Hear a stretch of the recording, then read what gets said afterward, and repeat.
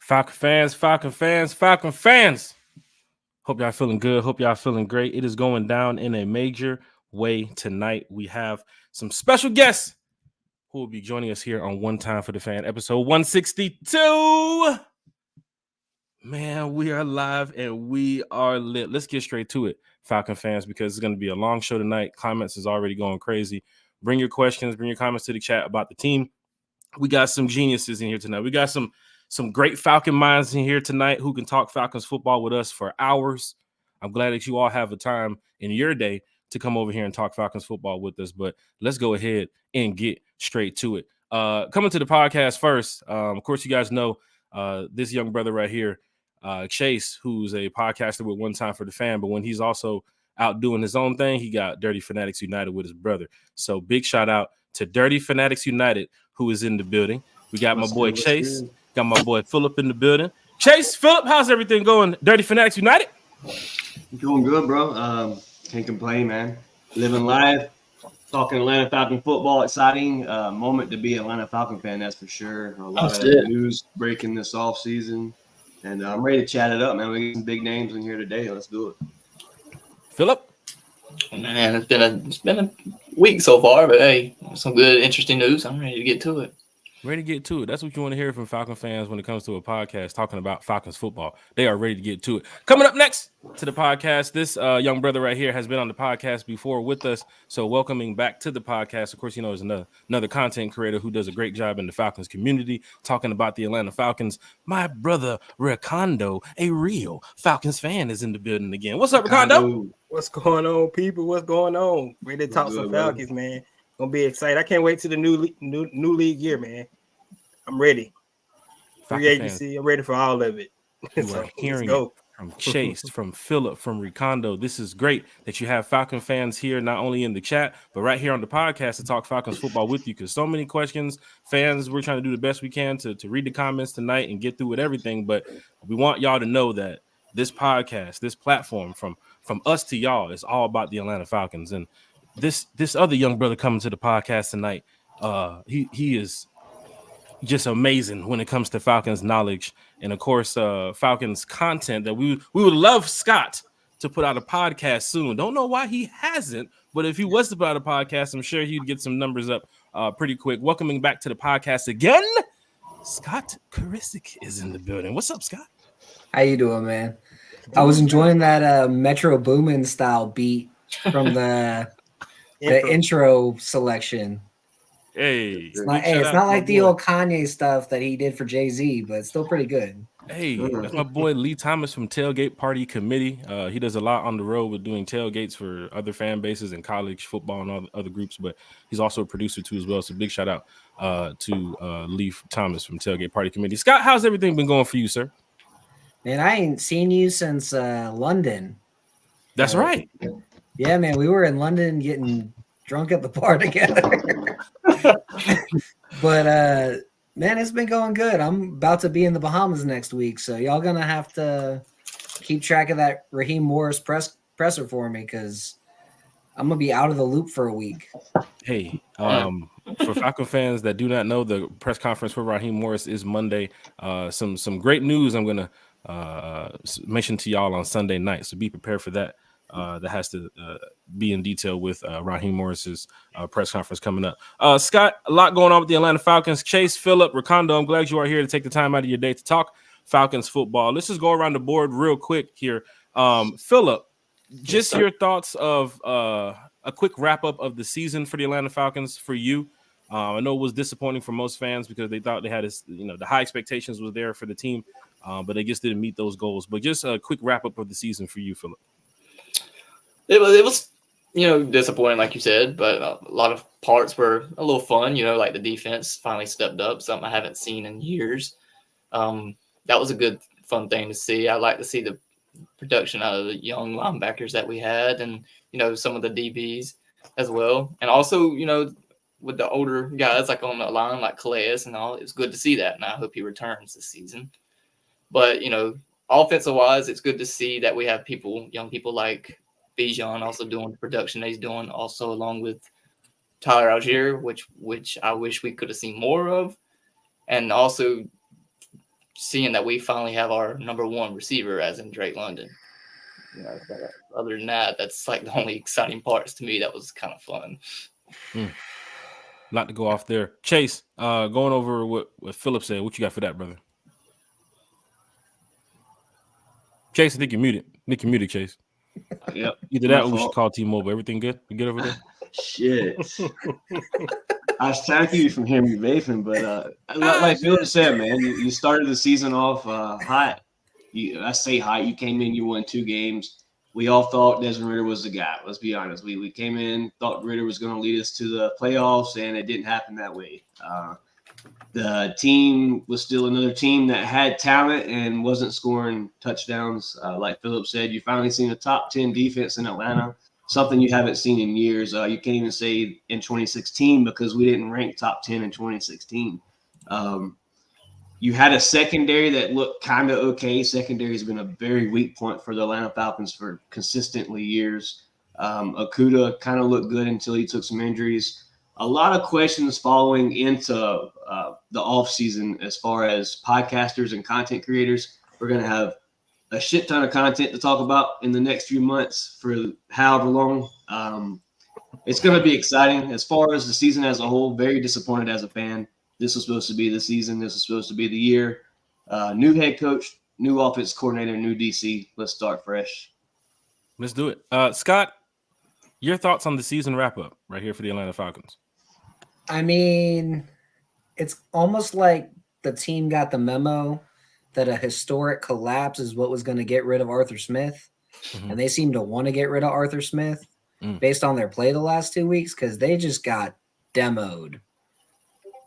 The way they lost to the Bears and the Saints in those last 2 weeks, it was almost like a team that was like, you know what? Screw this guy. We don't want. The Panthers too. You said the Panthers? I'm sorry. I thought you said the Panthers. No. The Satans, the Saints, the Stains, the Aints. I mean, you can call them whatever you want. Fuck them. But they kick the shit out of us. Yeah. Like there's no other way to put it. Like the Bears and the Saints, 2 teams that before the season I would have been like, that should be a win and a win. Yeah.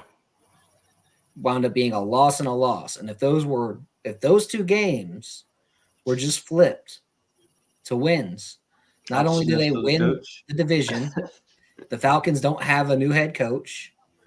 I mean, that's 2 games makes a difference. But it's like they just gave up right at the end, and they played like they gave up right at the end. Yeah. Even mentioning the 2 games making a difference, you're going off of just one play. The Kyle Murray play in Arizona, the Josh Dobbs play with the Minnesota game. Certain plays Falcon fans could look at and say, all you had to do is just finish the game the right way, and we would be in the playoffs and move on the correct way. But Ricardo, I know you was over there doing the Birdman hand, so I know you're ready to talk about some Falcons football. Season wrap up for you, sir, as a content creator and as a fan. So I think I haven't talked about the season in long enough. So I'm gonna go on the positive side, glass half full. So what I'm gonna talk about from last season is the young talent that we seen grow. Especially our draft class. Draft class was outstanding. Zach Harrison, Clark Phillips, Nate Landman. That kid, man, I'm telling you, like I don't know what they're gonna do with Anderson when he comes back, but Nate Landman need to be on the field. We know that the way he played. But that's what I taught. I got most from this season is pretty much just the young talent that we got, and you hope some of those guys have that jump from year 1 to year 2, and they could contribute even more this season. So that's what I mean. The season was a disappointment. We all know that. It's no other way around it. Nobody expected us not to win that division. All the games you mentioned, we beat better teams than we lost to. So it was just, I think it was meant to be put like that. It happened the way it should have happened. Because 2-6 against teams with losing records, just let you know that it was probably time for a change. So that's unacceptable. Yeah, and that's why he got fired. Yeah, I'm pretty sure that's one of the main reasons, because he went 2-6 against team with losing records. Team we shouldn't have lost against. And so and you cannot have that. when you should have won. We should have won. I mean, the games you mentioned. I mean, Richie Grant played some defense. We probably win some of those games too. So I mean, it's just a lot of things that. Richie. I think part of the issue with Richie Grant was, and y'all are gonna hate me for saying this, but might have been coaching. But hey, I can kind of agree. I can agree. Yeah, Falcon fans, if you're looking at the season for the Falcons this year, it was disappointing. But as we get ready for the new season now, I know a lot of fans are excited in the chat about what could happen here with the turnaround, with the change. Going over the coaching staff now, Chase, you're looking at Raheem Morris sitting at the head of the table. Ricardo, I know you're ready to go. Raheem Morris sitting at the head of the table. Like then Roman you bring Reigns. in Zach Robinson. You bring in Jimmy Lake for your defensive coordinator. The coaching staff is starting to get together now. Jay Rogers, Scott, you mentioned that too as well when we were talking earlier. There's some names here that I think a lot of NFL coaches look at our coaching staff and say, holy shit, there's some well-respected guys in the Falcons building right now. And I think we need to look at that and say, this team is already trending up from looking at the coaching staff. Chase, anybody else who wants to piggyback off of that? Looking at the coaching staff this year for the Falcons, Chase, what do you think about it? The name that stands out to me is Zach Robinson, man. That guy there, a guy that's coached the quarterback, coached the receiver, been the assistant head coach. Now he's finally an offensive coordinator. He's been the passing game coordinator for the Rams. You know, when they won the Super Bowl, he coached up a really nice Matthew Stafford in his first year there in LA.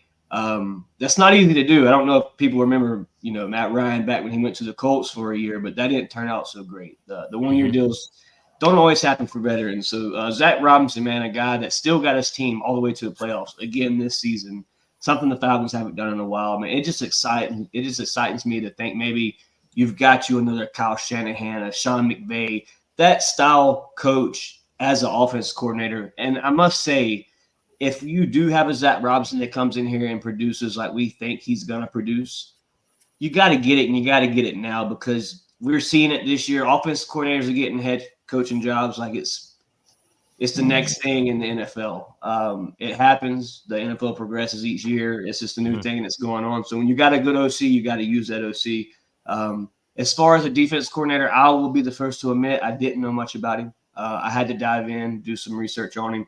But from what I could tell, he's definitely a defensive-minded coach. He's got some grit. Some people may take it negative. I take it as a positive. But he's a guy that was actually kicked out of college for pushing players on the sidelines. Go ahead and say it. Yeah.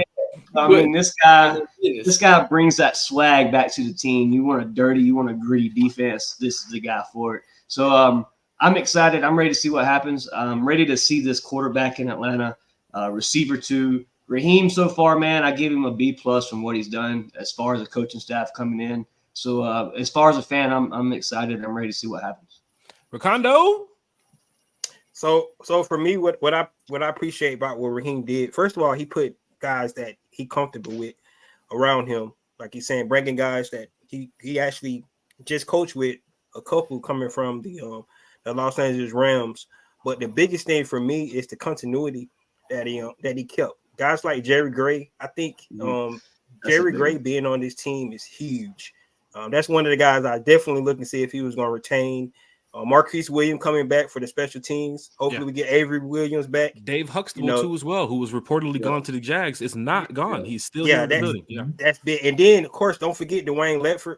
That's huge for the offensive line. Going to be the run game coordinator. So the continuity to me is the biggest thing that I like, because we kept some things that was really good for us. Like our run game, we didn't show it as well as we did this year that we showed last year, but the run game was always good. So having Dwayne Ledford there, and we know what he did at Louisville, and now he's going to be in charge of the run game in its entirety. That's going to be good. So the continuity from the coaching staff, Raheem Morris, for me, I'm still interested to see who's going to be the linebacker coach. Maybe he bring Frank Bush back. I'm not sure. We'll see. I wouldn't mind having Steven Jackson back as well. So, I mean, but if he bring those, but that's what I like. The way because it wasn't all bad last year. Couldn't score. We couldn't score points. But that defense, he talked about earlier, it was in the top 10. And you want that to progress. You don't want that to go backwards. So Mhm. that's what I really like about the coaching staff. Scott, this goes to you too as well. Quick question. You go ahead and probably fill in on this question and answer the coaching staff question. But why did they wait so long for the press conference for Raheem Morris? Scott, and then Philip. And of course, what do you think about the coaching staff, Scott? So timing wise, the reason why they waited so long for the press conference is this week is Senior Bowl week. Mm-hmm. And they want to fill out their staff before they have the full press conference. So you fill out your staff. That's your first job as a head coach, is fill out your staff. He did it quickly. He's still got a lot of spots open, but he's doing it. He's working on it quickly. He got the key important spots quickly. Yeah. And then after you get some staff members, you also want to go down to the Senior Bowl and do some scouting. You want to talk to your scouts, make sure you and your scouts are on the same page. I mean, Senior Bowl is the first contact a lot of these coaches get with these players. So you want to make sure these guys have it. And then just kind of going over the coaching staff, it's a great staff. Yep.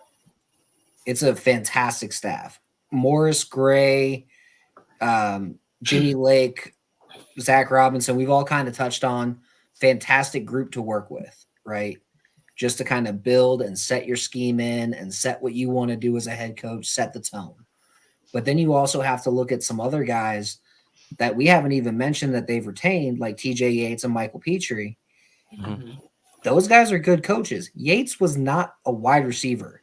He's Had moving never to played QB. wide receiver, not even at the high school level. And Shit. he was, or the middle Shit. school level. I grew up at a rival school of TJ Yates. Like, I went to the same elementary school as a kid. Like, dude never played wide receiver. He was always quarterback. He was always the biggest dude throwing the ball around to everybody. So why are we having him teach wide receivers? I get he knows football and all that. Let him teach the quarterbacks. You needed a quarterback coach anyway. So now he's a quarterbacks coach. They're rumored to have brought in KJ Black, who coached the quarterbacks over at Austin P. Yep. Or sorry, maybe it was I think it was Austin P for a couple of years, and was the offensive coordinator down there. Now he's going to be an assistant quarterbacks coach essentially as an offensive assistant. Then you bring in Jay Rogers, who Akeem Hicks credits for making him a much better football player and helping him break out with the Bears. Because Akeem Hicks was just okay with the Saints and then got to the Bears and became a dominant force. Mm-hmm. How does that happen? You get a really great coach like Jay Rogers. And Rogers has kind of a hit list that I posted earlier today. But you look at it and you're like, all right, Derek Wolfe, Malik Jackson from the Super Bowl winning Broncos in 2015. Those guys were beasts that year, right?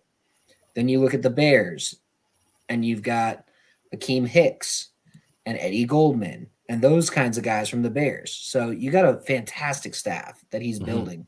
And he's not done. And I think he will end up keeping he'll end up keeping Frank Bush if I had to guess. And I think he'll end up keeping Steven Jackson. Steven Jackson kind of feels like he's Jesse Bates' personal coach, honestly. Fantastic coach. The reason why I said coaching last year might have been part of the issue with Grant is Grant went from learning one type of scheme, one type of role, and playing deep third to now he's underneath or he's playing cover two, and it's a drastic shift when you're used to being a deep third guy. So he's got to get used to it, and it was like it was his second rookie year last year. Now, I still think Helms is going to beat him out, but Yeah. And as we get ready, Philip, I know you're getting ready to answer this question too as well, but Scott, set up just quickly for the coaching staff. What are we looking at possibly for the defense when it comes to the scheme? People were talking about it could possibly be a switch from the nickel 2-4-5 that they were running, more so 3-4, more multiple defense. Philip, you can also piggyback off that too as well. Scott? probably going to be more of a 34 base. Obviously, nickel's going to be 2-4-5. They're going to run a lot of 3-4-5. 3-3-5. 3-3-5. Nickel 3, yeah. Yeah, 3-3-5. You're going to see a lot of times they might want to go and roll out with Landman and Anderson and Ellis out there at linebacker. And then on the line, they'll have bigger guys like Harris and Grady and Onyemata playing the line. So you'll have a 3-3-5 with the guy blitzing from somewhere, and you don't know where, because all three of those guys can blitz. Also, not mentioning who we could pick up in free agency, because we are mentioning some names now, but there's some names that we are going to get to here shortly. Philip, what are you expecting from the coaching staff? And of course, how do you like what you see right now? Overall, I think, like, Chase said, B+, A- at, best, B+ at least. My most main thing was moving TJ Yates back to, not from wide receiver to QB coach. That was the main thing. Scott said, it didn't make sense. I'm most hyped to see, Zach Robinson come in and do what he did in LA. Maybe we can turn this offense around and start moving the ball more than what we did. Scoring wasn't a problem because we did score, but be more, consistent than what it was. With running it with Smith. No, we need to score more. Mm-hmm. We were like bottom 8 in scoring. We need to score more. Yeah. Yeah, and you had some games you were at 28 points with Desmond Ridder at quarterback, and that declined. Some games, Chase. Some games. Falcon fans, hit that like, share, and subscribe button. We have a lot of Falcon content creators here talking Falcons football with us. Also, we have Scott Karisic here. Scott, are you still writing for Blogging Dirty too as well? Yep. Been with Blogging Dirty for over a year and a half now.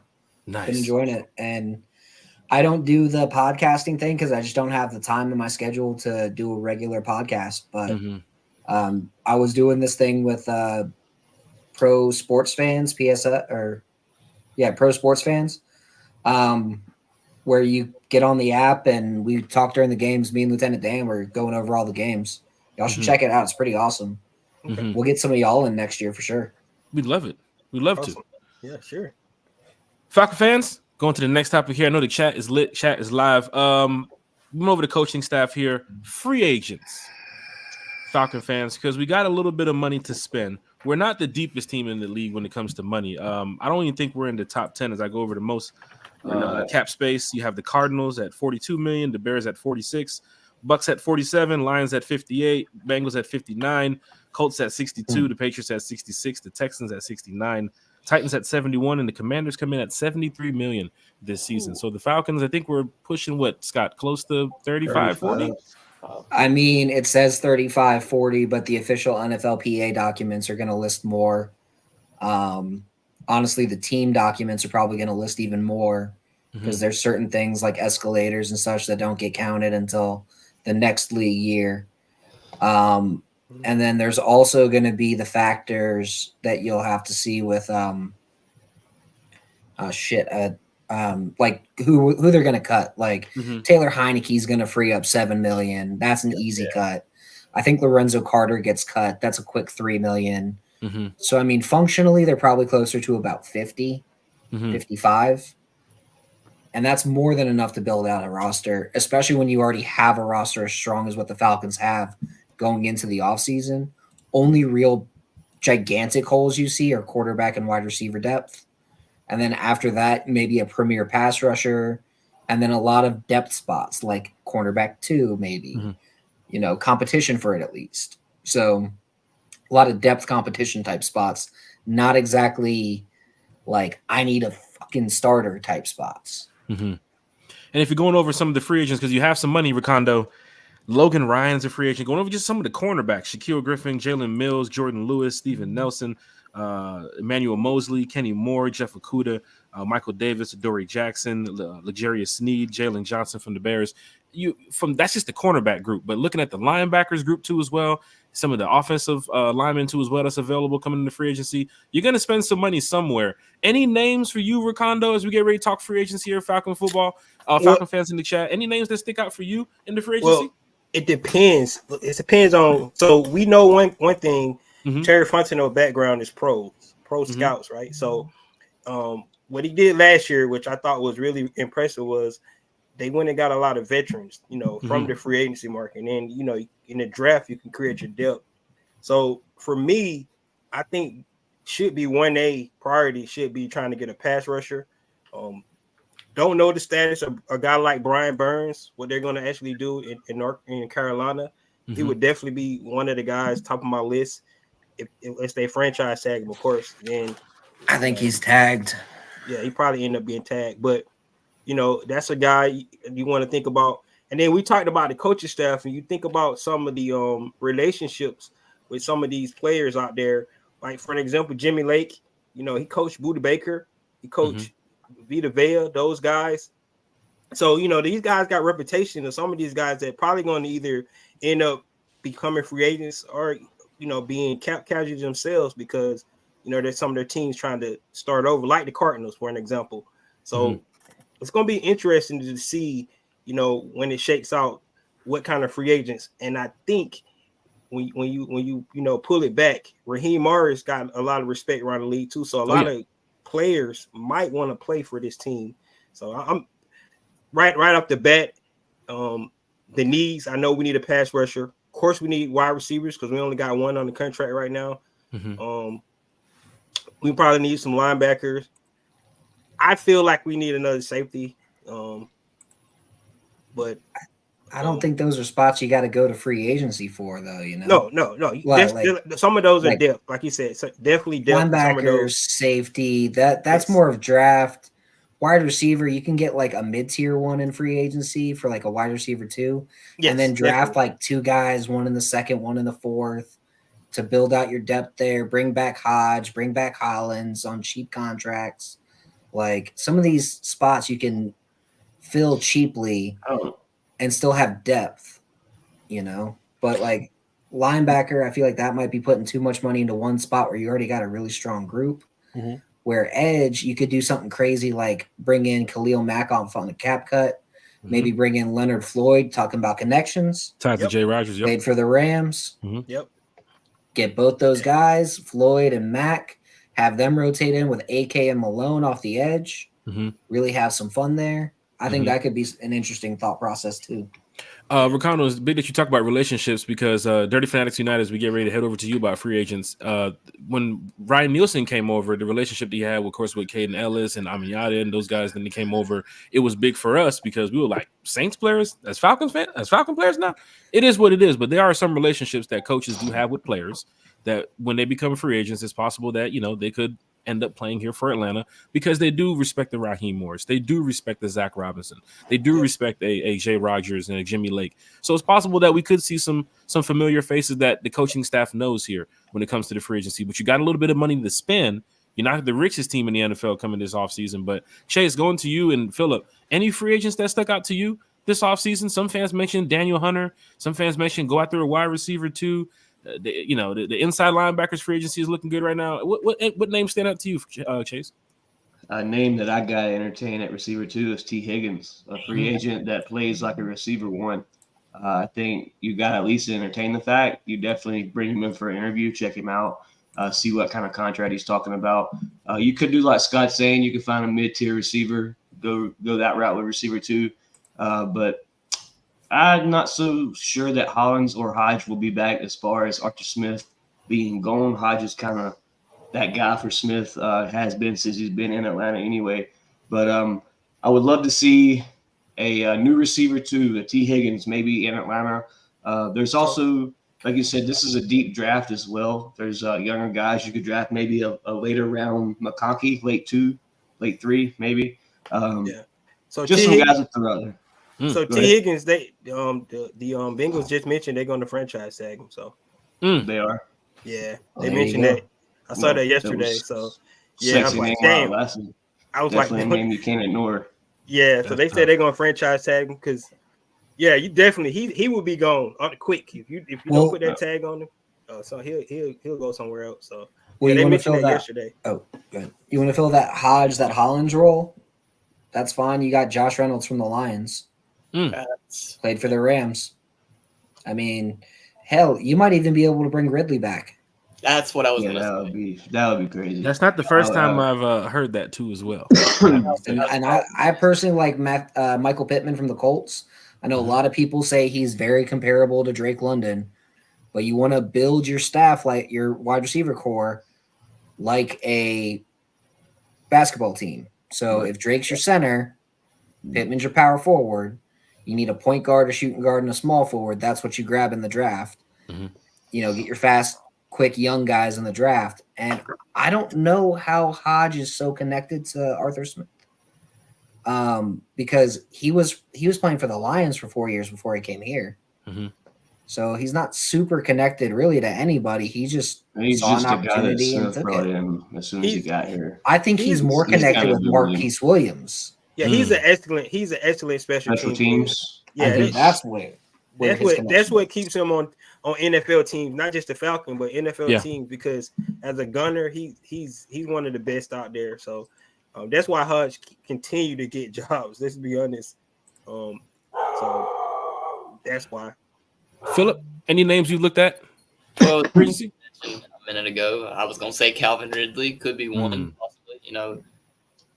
And like Jay said, T. Higgins. But before I found out the info about him being franchised, that would be something to be fun to entertain. One of those two is like for a wide receiver too.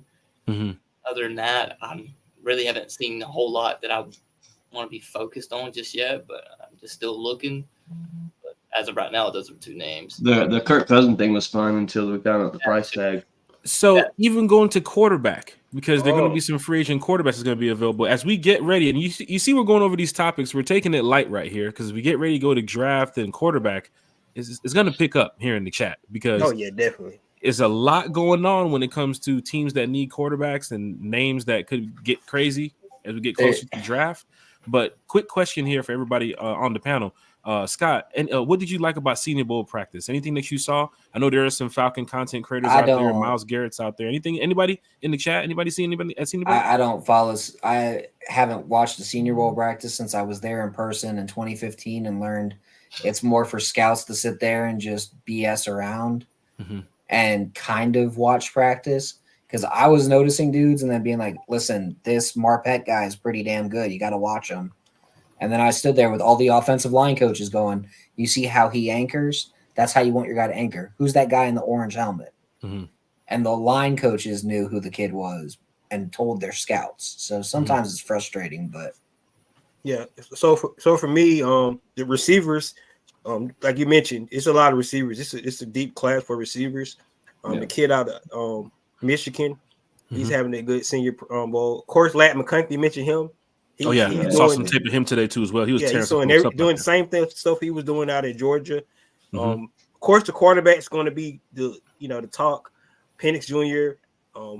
The word out, Bo Nix didn't look that good today. I don't know. Saw a couple of ducks. Bo Nix ain't look good in years, man. Yeah, I know. It's going crazy right now on NFL Network. People thinking Bo Nix going to shoot up on draft boards, but I mean he was in SEC for 3 years, so I know. So let's get to it, man. Let's get to it. When it comes to quarterbacks, is Michael Penix playing in the Senior Bowl because his draft stock has dropped and he is not top 5? Because why would you be playing in the Senior Bowl?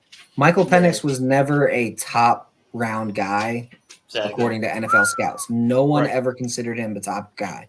He's got second round film, and he's the fourth best quarterback in this draft. I will go to arms with that. He's definitely the fourth best quarterback in this draft, but he's a second round talent. And then he has a lot of worries with injuries. He has 2 shoulder surgeries. He has 2 knee injuries. I mean, he's a punching bag, essentially. How long is he even going to be in the league? And he's already coming in at 24 years old. Ritter's 24. So, like, how much does he really provide you over a guy who has 2 years in the league? Honestly, outside of the top 3 quarterbacks in this draft and, like, Kirk Cousins and Justin Fields, unless you're, like, taking a flyer on Sam Darnold or Jameis Winston, which fuck Jameis Winston, I'm not interested in any other quarterback this offseason as an actual upgrade. I don't see them as an upgrade. And Darnold would be a flyer, and just because he was drafted high and he's been under Shanahan for a year learning how to play the damn game. Falcon fans, as we get ready to go around this table about the quarterback issue, this is about to, raise some eyebrows here. I know Ricardo has a lot to say. Philip, Chase, Scott, we're going to go back to you two as well. But I've said it before a lot on this podcast. I talked about it, Chase, in the chats. How many teams need quarterbacks this offseason? How many teams need quarterbacks between now and next year, too, as well? They are ready to make a move now. Talks of Denver now wanting to get up into the top 5 to go get a big guy. The Vikings, when you hear Justin Jefferson say, I want to play with a young, flashy star quarterback, when you hear those type of comments and you look at the quarterback list that's available, you're looking at Russell Wilson, Scott. I mean, everybody correct me if I'm wrong. You're looking at Russell Wilson, barring what happens June 1st, right, Scott? So the Russell Wilson situation, there's the June 1st. You can designate someone as a June 1st cut and cut them on the first day of league year. That way you don't have to pay them their bonuses or give them any of their guarantees, but the cap effect doesn't take effect for your team and your team only on June 1st. But if they do that, that means they owe him $37 million this year. And it's offsettable. But the only way that offset comes off is if a team gives him that money. So you could technically sign Russell for anything under $37 million, and you're still screwing over the Broncos. The best way to do that, though, is to talk Russell Wilson into, hey, these people traded for you and then cut you and they pissed you off. I'm going to give you a vet minimum signing bonus deal, which is a 3rd year. It pays out at like 1.5, but hits the cap as a 3rd year spot, right? 3rd year contract. Vet minimum deal. So you're paying this guy on the cap $1.1 million to come and be your quarterback. If Russell Wilson comes here and takes that deal, that's the only way I'm interested. You get to say fuck you to Sean Payton. So win-win. And Russell Wilson comes here. He gets to come to Sierra's home. You know, got all that to deal with, but whatever. He can meet Future finally, right? And Future can have more time with his kids. Like, that's tough. Everybody's happy, right?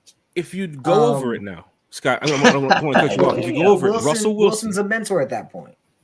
Russell Wilson, Kirk Cousins. We just heard the news about Kirk Cousins about what he potentially could want.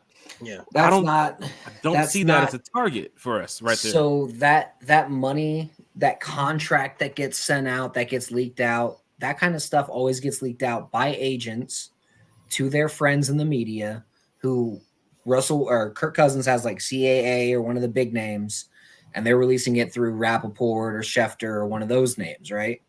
Pelissero, those big names. It's done to see what the reaction would be to that number. It's not done for anything else.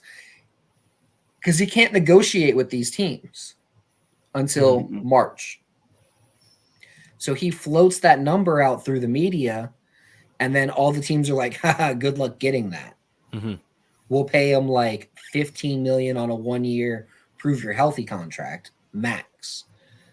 That's what I think Kirk Cousins is getting. Yeah, I don't think I think he can get that. And because Daniel Jones got coming off an ACL, 35 years old. Daniel Jones got $40 million. Worse. The NFL Say it, Ricondo. It got $40 million.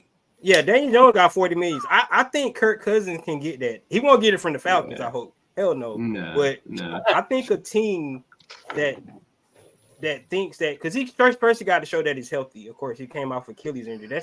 That's a big injury, but not for him because he's not mobile like that anyway. But I think he can get $45 million. I do. I really believe he can. I think because the quarterback market is ridiculous right now. It is. And if Daniel Jones come in and demand that much money for his production that he put out there, you know, I believe Kirk Cousins has shown enough.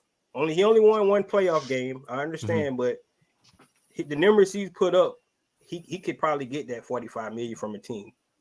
Dirty Fanatics United, we're getting ready to go to you. Falcon fans, Russell Wilson, you heard the information about him. If he's available, that's the name to look at. Kirk Cousins, we talked about him too as well on this podcast. Justin Fields, the Chicago move is something to look at too as well, because you don't have that many quarterbacks available this offseason.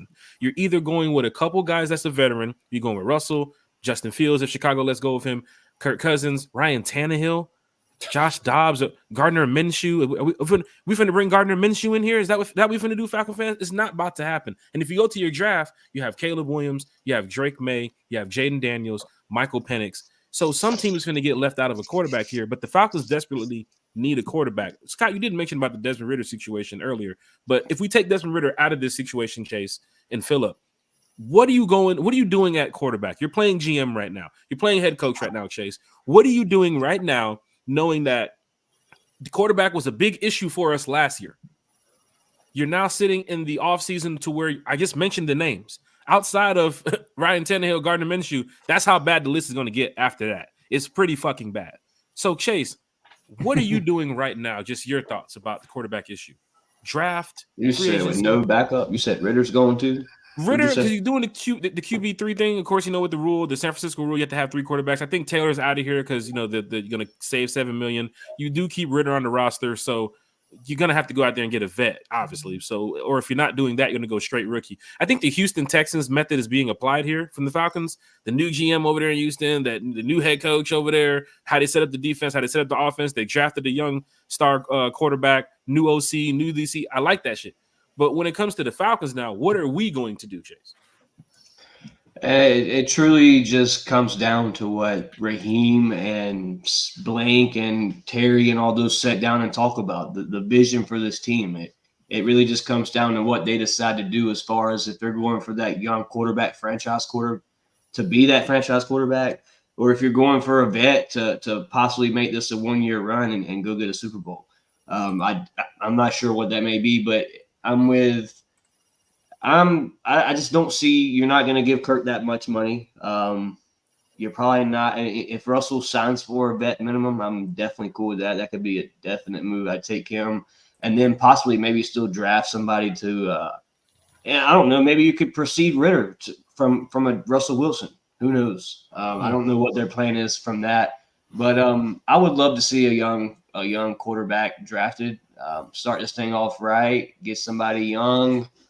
Try to work him in, proceed him to who he will be. Franchise quarterback Jaden Daniels is who I would love to see in Atlanta. They could be somebody else they grab, but Jaden Daniels is my favorite pick. Chase, Phillip, Scott, don't forget now when you go to the draft, you're looking at number 1, the Bears. They're probably going quarterback if you see Fields hit the market. So number 2 with the Commanders, they're probably going quarterback. 3 with the Pats, they're probably going quarterback. Nope. So Scott, you're gonna get Phillip. I gotta go to you, and then gonna go to Scott. I know you said no. Phillip, what you got about the quarterback issue? And then Scott, get ready to speak on it. Like Chase said, preferably I want the young quarterback coming in, start fresh, with the new head coach, But if we do end up going the veteran route, the only one I see fit, capable, and he's been doing it for many years is Russ. Obviously, also Kirk, but not willing to give the man that much in a contract. But we know Russ just shaked out a shit ton of money in Denver and what he's done in Seattle. You think he's going to come over here and play for the minimum over here? Well, at his career? It's just like Scott said, man.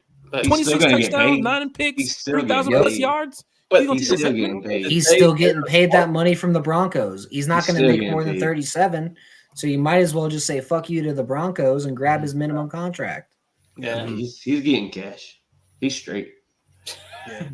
He makes the same money either way. He's getting paid by the Broncos to play for whoever his next team is.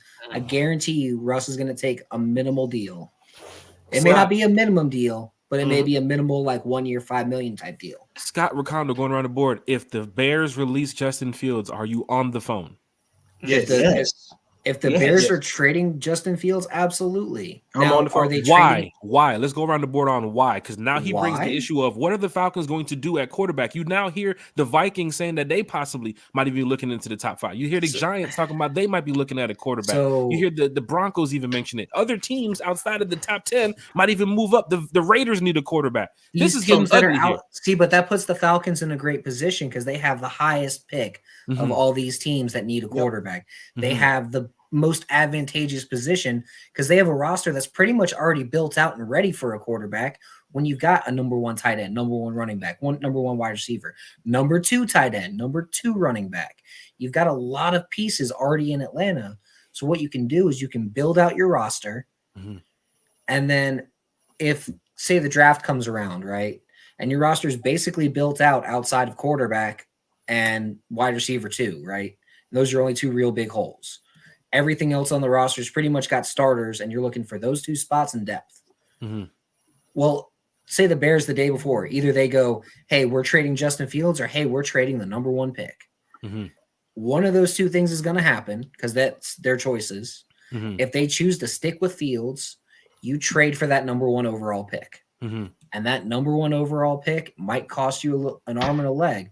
But Mm-hmm. if you've built out your entire roster outside of that, and you're really just worried about a little bit of depth here and there, and then a quarterback, you trade up to number 1. You grab Caleb Williams. I know everybody loves Jaden Daniels, but let's be honest. Caleb Williams, straight. Caleb Williams, cool. I just Caleb Williams is better. Cool. Can we expect Raheem, doubt. a new No head doubt. coach, to trade up to number 1 on his first move as a Absolutely. head coach and go get Caleb Williams? Is that what it is? Absolutely, because he's going to say, I want to Yeah. set myself up long-term Mm-hmm. for the future. I want my franchise 15-year Matt Ryan kind of guy. I'm going to go up, trade up for the 21-year-old Caleb Williams, who by the time he's in year 15, he's 36. We still might have 4 more years with this guy. At that point, I plan on being here his entire contract, his entire life in Atlanta, and I'm going to set him up with offensive coordinators that run the same similar kind of scheme all the time, and we're going to have the Caleb Williams scheme the same way that the Indianapolis Colts had the Peyton Manning scheme. Same Going way over the there for Condo. Patriots had the Brady scheme. Yeah, so for me, this whole quarterback discussion, it all comes down to Chicago. Mm. It all comes It down really to does. what Chicago is going to do. It really does. But I'm on team go get a young quarterback. That's just me. But I don't believe. Thank you. I don't believe that Chicago, the Commanders, or the Patriots. I know you say the Patriots no, but I think they all taking a young quarterback. Gerald Bro. Mayo's comments about him getting the biggest position he needs for his franchise at 3, and they benched their 2 quarterbacks last year. I Yeah. think for Mayo, it's the quarterback, right? Yeah, so, Yeah. yeah, I just think they're gonna go quarterback. I really do. Yeah. Because I think they're going to sign a quarterback. But so Man. do you think they take one of those veterans? I think either they're going to sign Cousins and say, listen, at 3, we could take the 3rd best quarterback who may not fit what our new OC wants, or we can wait a year, work it out with Kirk Cousins for a couple of years, and go from there. Patriots have functionally $100 million in cap space. Mm-hmm. Okay. So if they want to fit in a Kirk Cousins $35 million a year deal, they can fit Yes. that in and still have a 66, ton and of they're money. going to probably get to close to 100 million when they're done with the restructures. Ricardo, any thoughts on what Scott is saying about those moves? Yeah, I get it, but see, even that, I don't want to move up to number 3 because I don't want the 3rd best quarterback in the draft. I want the best quarterback in the draft. I mean, that's just me. If I'm going to get a young quarterback, I want the best one. So I love to hear that. that's Thank why what you. I'm saying is Chicago. Is it Caleb Williams, though, or is it the Heisman Trophy winner? It's Caleb Williams. It's Caleb Williams probably. That's where the hype's at. But, Anyway. but, I Caleb wouldn't be, Williams is the but I hype. wouldn't be upset with Jaden Daniels neither. I think that kid's No. gonna be electric. I mean, because that's what the NFL is going, man. That kid, the way he moved with the ball and putting it with Zach Robinson, I think he could, accentuate what he does really well. So I wouldn't be upset with Jaden Daniels, but I mean, if you're gonna go for it, go for it. Go get the best guy. Like I said, so it's up to Chicago. If Chicago say they're keeping Justin Fields, hey, let's see, can we move up to that number 1 spot and get our guy? Because to your point, we got number 8. We probably have to give up some draft capital, but we closer than everybody else. Broncos, I don't know what they're thinking. They gave away all their draft capital to get Russell Wilson. So You're getting rid of Russell. You know they're going to go get a quarterback. They're not going to rat it out with this backup they got over but there. here's what capital the they thing. got? What draft capital they got though? They don't. That's the thing. They don't have the They're draft capital. they're sitting at what, 12? That's all they got? They got I mean, 12. they gave away for Russell Wilson though. They pretty much gave a lot of their picks away to get him. So I thought that was like, that's crazy for them to see if they're going to move up. So Atlanta to me had the best opportunity. Now, if Justin Fields become available, that means we're not getting one of the top 3, in my opinion. I think they're going to go 1, 2, 3, unless the third one to be the third best quarterback. So I would trade for Justin Fields. That's what I would do. You could get him for I a wouldn't 2. give up a first round pick for him though. You could get him for a 2. Yeah, I wouldn't give him. I wouldn't know give where a first the round pick for rumors- Justin Fields. But it would be if this is my thing. If they want to help Justin Fields out because they trade him, they say they like him, they just think he need a fresh start. Well, send him home.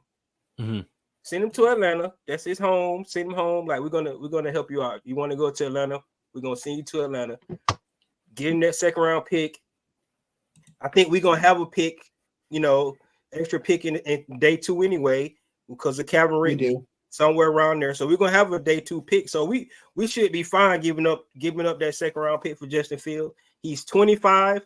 He's still got stuff to grow on, but I think with Zach Robinson, a lot of stuff to grow on. Right. I mean, but what Zach Robinson did with Baker Mayfield, what he did with, like you said, Matthew Stafford, what he was doing with Carson Wentz while he was there, I think he can help out Justin Fields, man. I think he can help and out put an Ritter. offense around him for him to be really good.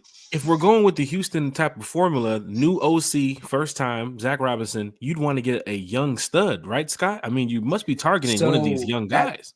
That's the thing, though. With this draft, I think that you got 3 really great options at quarterback. Right. Mm-hmm. You got Caleb Williams, who is like a poor man's Pat Mahomes right now, and you got to mold him into being that next. Now, I don't think he's going to be as good as Pat Mahomes, but Pat might be the best quarterback we've ever seen in the league. He's still young and still got time to grow, but he's getting ready to win another championship. Yep. Like young Michael Jordan right now is what we're seeing. Ridiculous. So you might have the next Pat Mahomes and Caleb Williams. I think you've got the next Andrew Luck in Drake May. And I think in Jaden Daniels, you got the next Lamar Jackson. There you go. But past those guys, there's not a franchise guy in this draft. Yeah. Mm-hmm. You're lucky if you get 2 franchise guys in the same draft. So you're not sitting at 8, Scott. You're not waiting. You can't sit at 8. I'm not waiting. You can't wait and hope that Michael Penix is that guy, because he's not. As much that's as like drafting Desmond Ritter again. Like shit, Ricondo. I mean, I'm with him. I think he's better than Ritter. And I like Ritter. The comment went all the way down here. And I like Ritter. I think Ritter's probably like your next Kirk Cousins type guy, where he comes up and he's kind of crap for a couple of years, and then all of a sudden he has a breakthrough. I think that's what we're going to see from Ritter, and I think he could have that kind of breakthrough with us. But maybe he goes elsewhere and does it, and that's okay if that happens. But we're sitting here acting like every single quarterback is this fantastic next great quarterback. That's not the case. Not all these guys are better than what we already have. Honestly, almost all these guys suck compared to what we already have, because they haven't seen 2 years of NFL ball, even though it was under a schmuck like Arthur Smith. They haven't seen 2 years of NFL ball. They don't know what the league looks like. They don't have an idea. They don't have this staff. Now, Ritter performing as well as he did under Arthur Smith, when you sit here and watch what his schemes were, honestly, I'm more impressed than that, because I'm like, this kid's actually decent if Arthur Smith knew what the hell he was doing. Shit. No. Ricondo, piggyback off that. Chase, I got a question for you. Go ahead, Ricondo. Yeah, I mean, you're right about. I think Arthur Smith failed. He failed Desmond Ritter. The only thing I got with Desmond Ritter, like, he can't throw the deep ball. I mean, because he couldn't. He's got the arm for it. But he's got the arm for it. Okay, so Van Jefferson runs the wrong route. Here's the thing: he connects with Drake London on the deep, but he can't connect with Van Jefferson on the deep. Maybe that's more. We're talking about the one Van Jefferson than Drake London made the most spectacular. Yeah, Drake did have to do some crazy. That was a bad throw. I'm not talking about that. I'm not even talking about that throw. Yeah, I mean that was I like Ritter. ball. Don't get me wrong. That was I was rooting for Ritter, but to me, I just don't think too many turnovers, man. Just that last one he threw. I agree. I don't understand that crap, man. That was just bad. In Carolina, that was the probably worst pass I seen. Like, what are you doing, man? What's crazy is they ran that same play against the Saints, and he threw it for 15-yard completion. He learns from his mistakes. That's the thing. That's what I'm telling you. That's part of the reason why I kind of like him. I'm like, I mean, he fucks up, but he learns. Next time he sees that in game, he makes the right read. Yep. Like, I mean, I do agree with that. He kind of realizes what he do, because from what he did in Jacksonville and London. I'm sorry you guys went to London and saw that too. You guys was at that game. Yeah. So what he did in Jacksonville, Scott, we were there. Learned from that. Scott, we were there. Because he was staring down his receivers in Jacksonville. Like, that game, he was staring them down big time. That was tough. Chase, you saw me in the chat. You saw me in the chat that day. I was sitting right there like, bro, this is fucking tough.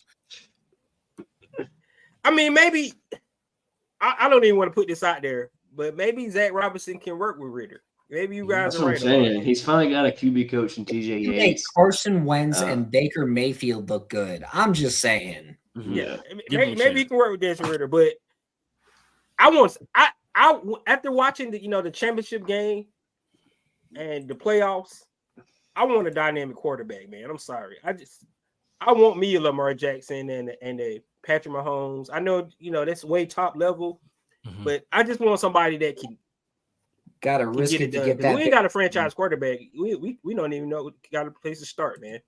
Falcon fans, hit that like, share, and subscribe. We got some diehard Atlanta Falcon fans here, not only in the chat, but on the podcast, Talking Falcons Football. Scott Karisic from Block and Dirty. We have Ricondo, a real Falcon fan. Chase checking in from not only One Time for the Fan, but Dirty Fanatics United. Chase, I got to ask you a question here. You hear, because we talk in the chat all day, you see the talks of Denver possibly wanting to be involved. You see the talks of the Giants mentioning we might be looking into a quarterback. You see the other teams that's outside of the Falcons that need a quarterback. I'm going to touch on that too as well. Chase, what are you doing right now if you do not go after the free agent quarterbacks? You're getting to the draft day and you don't have a quarterback. That means you're going to be aggressive right there at the draft, right? If you go into the draft with no quarterback, that means you're walking out of the fucking draft with a quarterback. Am I right? Well, if you're walking out of free agency, you're gonna know days before the draft if you're trading up for a quarterback. You're definitely, if you're going to enter the draft without a quarterback, you're gonna for sure know if you hold that number 1 and number 2 spot before the draft starts. I believe. I think that's the move they go ahead and make early. They go ahead and get that situated before draft night. Maybe it's something they wait until draft night to see who calls, who wants to move up or who wants to move down, whatever that may be. But if you're going into the draft without a vet quarterback on this roster, you're definitely drafting a rookie quarterback. Ricardo, then Scott, how crazy can this draft get when it comes to draft night with the moves that's going to be made?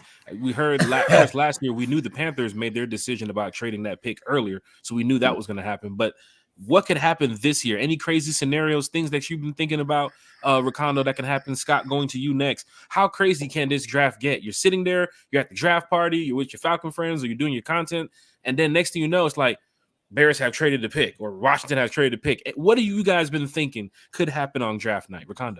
So Scott mentioned New England, right? And they decided to go veteran. So I think the Chase point, I think we'll know a lot, before the draft. I think because, especially when it comes to free agency, because a lot of these quarterbacks, especially a lot of these veteran quarterbacks, going to get signed during free agency. So that's going to give us a little info. But you think about the draft, it is some non-quarterbacks that's really talented in this draft. It's a real talented non-quarterback. So they could throw a wrench in it too. You know what I'm saying? Yeah. What his name, the receiver, Marvin Harris Jr. He could throw a wrench in it. He's talented, man. I don't see none one of those 3 teams taking him. But what about, just say, Sam Howell in the Commanders, right? What if they actually like what Sam Howell did last year? Jack, who asked you that the other day? Who's coaching him? Did. Yeah, we don't know the coach. Me and Chase went back and forth. I said he's done. I said Washington's I don't know, man. We don't know though, because Dan, especially with Ben Johnson not going to the Commanders, that to me, that move was a for sure. Washington go gets a fresh quarterback for a new head coach. It's going to be Bill Belichick and Russell Wilson in Washington. So what if Dan Quinn and Russell Wilson? Dan Quinn goes to the Commanders, right? And then they bring Eric Bieniemy back as their OC. Bring Eric Bieniemy. I mean, Sam Howell. So Bieniemy ain't getting the head coaching job anytime soon. So might as well. So he might come back as the OC, because right now it looks like Dan Quinn, it might be the guy, because McDonough went to the Seahawks. Yep. Ben Johnson, Slovic say they're going back to their teams. Dan Quinn really the only other guy out there, right? Yeah. Unless you go, Aaron Glenn, Daniel, Mike Vrabel, Mike Vrabel. But Mike Vrabel would get Russell Wilson too. Yeah. I don't know why Bill didn't interview with Mike nobody Vrabel else. Would say, let's get a second-round quarterback. Let's get Penix. Yeah. Oh, Anthony Weaver seems to be the top candidate for Washington right now. Apparently, Anthony Weaver. Oh, he is. Oh, okay. So in the league, 5 minority coaches in one cycle. If that happens, I'd like that. Yeah. That'd be interesting to see how shakes out, man. I mean, I know Canellis looks like a white guy, but he's a Mexican dude. Shit. Yeah. Throwing a curveball at Scott here. If you go into the free agency, don't get a quarterback. Okay. Go into the draft, don't get a quarterback. Is it the Russell Wilson move? Is that what it is? I think you'd already made the Russell Wilson move at that point. Okay. Yeah. And I think that Russell Wilson move with the idea that sitting behind Russ for a year, maybe Zach Robinson goes, hey, maybe I can fix Ritter. Because he saw something that he liked. And maybe about halfway through the year, Russ starts stinking up the joint. They throw Ritter out there, and then we all sit here looking like morons for crushing on this kid. Shit. And this kid just lights up the world. Yeah, we don't know what's going to happen. We don't know what's going to happen. Yeah, that's the great part about this part of the season. This part I mean, no one knows what the hell's going to happen. I think Vegas is real interesting too, because I think they need a quarterback as well. You got to throw the Raiders in the mix. Tennessee is even in front of us. Are they going to go with Will Levis? They got to go get a veteran. Are they going to keep Will Levis and Malik Willis? These are names Will Levis with Brian Callahan as his coach, man, that's going to be fun. Yeah, I think so many different concepts. Yeah. Levis is the perfect quarterback for Bill Callahan. The Pittsburgh Steelers, Mike Tomlin mentioning that they're going to bring some competition to challenge Kenny Pickett. The Steelers even mentioning that. They're not trading up. They have trading Arthur up. Smith. They got Arthur Smith, man. He gonna fix Kenny Pickett, man. So Arthur if you're going Smith's between the 7 to 10 or 11 teams that need quarterbacks and about 7 to 8 quarterbacks available, somebody's going to get asked out. Somebody's going to end up as Josh Dobbs as their starting quarterback next year because they didn't make the right move. If you're hearing comments like Gerard Mayo saying we need to get the best position that's big for our franchise, Mac Jones having a horrible year with the Patriots, Zappy being where he was, Sam Howell, getting benched over there in Washington. Some of these teams ahead of us could go 1, 2, 3 at quarterback. But here's the thing. Let's say you get Mac Jones for a 5th round pick. No, Scott. Yes. No. Man. I'm saying. Scott. Let's say you get Mac Jones for a 5th round pick. Stop, man. Stop. We just talked about we want a new age quarterback. Mac Jones is like going back in time. Matt Ryan. No, he'd be back to Matt Ryan. No, he's slower than Matt Ryan. He's slower than Matt Ryan, man. It's possible you could miss out on 1, 2, and 3 if you're not very aggressive. But if Fields becomes available before the draft, Scott, Chase, Ricardo, you might have to pick up the phone and call the Bears. Even looking at Russell Wilson, Kirk Cousins. I don't want to be asked out because we didn't be aggressive free agency, and then we get to the draft and we couldn't get our guys, and then we're settling fucking Bo Nix in the second round because we got fucking asked out. We ain't taking Bo Nix in the second round. That kid's a 4th round quarterback, man. I'm telling you right now, Bo Nix sucks. So Fields got 2 years left on his contract. So, everybody's saying we're going to have to pay him. Well, you really don't. You can hold off, right? Because he's going into the 4th season. Yes, you had to pick up your 5th-year option, but you got 2 years to figure out which Fields all about. That's what you have to do. I mean, you still got Desmond Ritter there. What's he going to do? Hold out? Yeah. We're not going to pay him $50 million after 1 good year. Exactly. He's going to take his $25 million 5th-year option to play out his 2 years. You're not giving a first for Fields, Wakanda. No, I'm not getting him a first. Hell no. He's not worth a first. You give him a 2 this year, you give him a 3 next, and call it a day. Yep. People are worried about the record from Justin Fields about being 11-29 or 24, and he couldn't win games. And the Bears were trash, man. Quarterback wins is not a stat. How many offensive coordinators did he have? 3. He had like 3, right? Mm-hmm. Yeah, so 2 coaches, 2 head coaches, I did not know. 3 offensive coordinators. Like, you got to give the kid some slack, man. Like, he don't get me wrong, he needs work, but I think in a different offense, look what they did to Jalen Hurts. Mm-hmm. See what I'm saying? Like, they tailored that offense around Jalen Hurts. He regressed this year because the offensive coordinator left, but you can tailor offense like that and utilize Justin Fields' skill set, man. He's a big quarterback. He can move. You see what he did to us. So here's the thing, though. You see what we did. Go ahead, Scott. Here's the thing, though. You miss out on a quarterback this year, right? Mm-hmm. And you end up dealing with Russell Wilson for a year. Oh, no. After this year, what's going to be available? A whole new crop of quarterbacks. Dak Prescott, possibly Trevor Lawrence. Prescott, no, Lawrence ain't going anywhere. Prescott might be. Don't think so? I don't think Prescott's going to be available either. I'm talking about in the draft. Oh, in the draft. Okay. You got the Georgia kid. I'm gonna throw a name Carson out. Carson throw a Beck, name out for you. fantastic quarterback. Trey Lance. What about Trey Lance? Trey Lance names hitting the board now because of the today. shortage of quarterbacks that's available in the free agency, and teams But are we gonna don't have know to what nip Trey and Lance stay. all If about. Dallas will take him, Nobody for knows what Trey Lance all If about. Dallas will Exactly. take a Get fifth active. for him, sure, but I ain't touching Trey Lance for anything for more than a fifth. Okay. I agree. Yeah. Chase. Like, Mhm. why? What's the point? Chase, I know you have a lot to do and you have to get up out of here shortly. So going to you quickly for this last question for you, and then let us know where we can find you on social media for the quarterback issue, for the free agency issue. Do you think the Falcons are going to be aggressive in the free agency, or are you thinking like this is possibly a draft move? Man, For the quarterback issue. As far as the quarterback issue, like I said, it really depends on what did Raheem Morris tell these guys in this meeting that won them over? What his plan is? What is he gonna do for this team to put us back in the win column?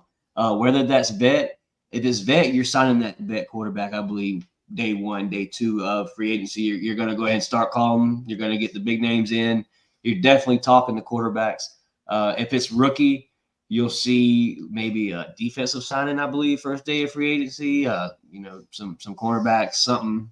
But I do believe you draft your rookie quarterback and you go with a young guy like Scott said, somebody that can come in, be a franchise quarterback for 10, 15 years down the road, and selling jerseys, selling seats, and the Falcon fans are excited again for Falcon football. But so yeah, just to make that long answer short, I definitely think it's a rookie. I think you go rookie quarterback.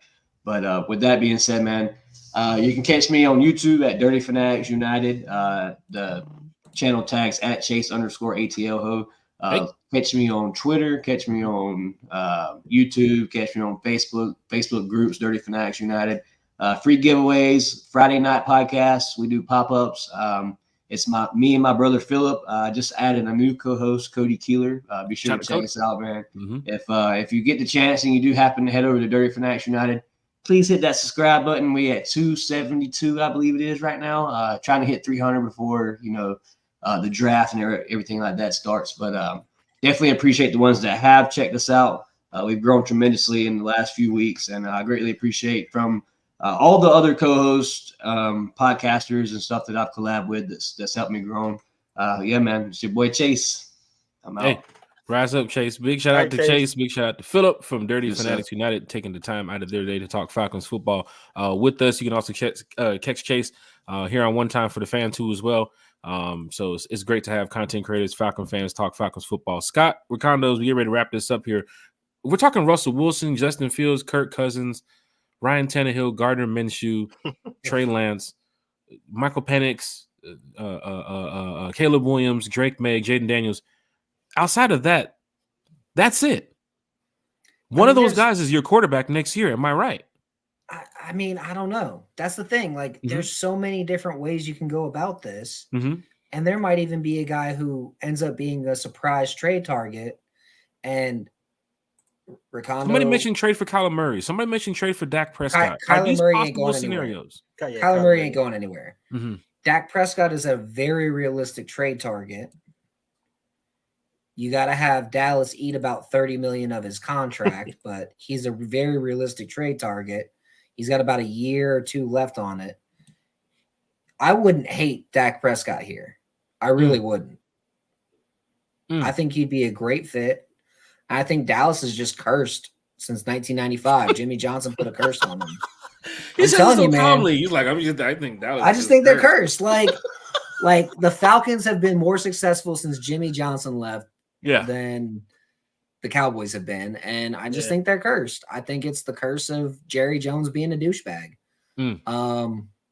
That's what it is. So I just want to get everybody ready for the press conference because Raheem Morris is going to talk about Desmond Ridder and what do you think about that? Because they're going to ask the quarterback question. They're going to ask the draft. They're going to ask. So he's going to give happen. About the quarterbacks on the team. So the first thing we're going to hear that Desmond Ridder, he's the quarterback, and of course I think they're going to bring in some competition. Mm-hmm. The question is is it going to be veteran guy? It depends. Honestly, man, it depends on the teams ahead of us. Ricardo, you're hearing the talks though of Denver possibly wanting a little piece of the action. The Raiders who need something. Teams ahead of us who need something. This is the moment where the Falcons have to get their guy. And if you get other teams get ahead of you, you could be the laughing stock in the league, right? I mean, you have to get your guy. Huh? Here's the thing: do they have to? I think the time is now. You set up to have a Kyle Pitts, Drake London. You got your star receiver. You got your star tight end. Your star running back. You don't have a quarterback. Going against Ritter, not hating on Ritter, but this is Ritter out of the conversation, right, Scott? Ricardo, I get that. What do we do? I'm not even saying that. I'm saying you can get a Russell Wilson, wait for a year. Mm-hmm. You can get even a Kirk Cousins if he's willing to take a $15 million guaranteed prove it deal. Mm-hmm. Like prove you can play with your Achilles not fucked up anymore.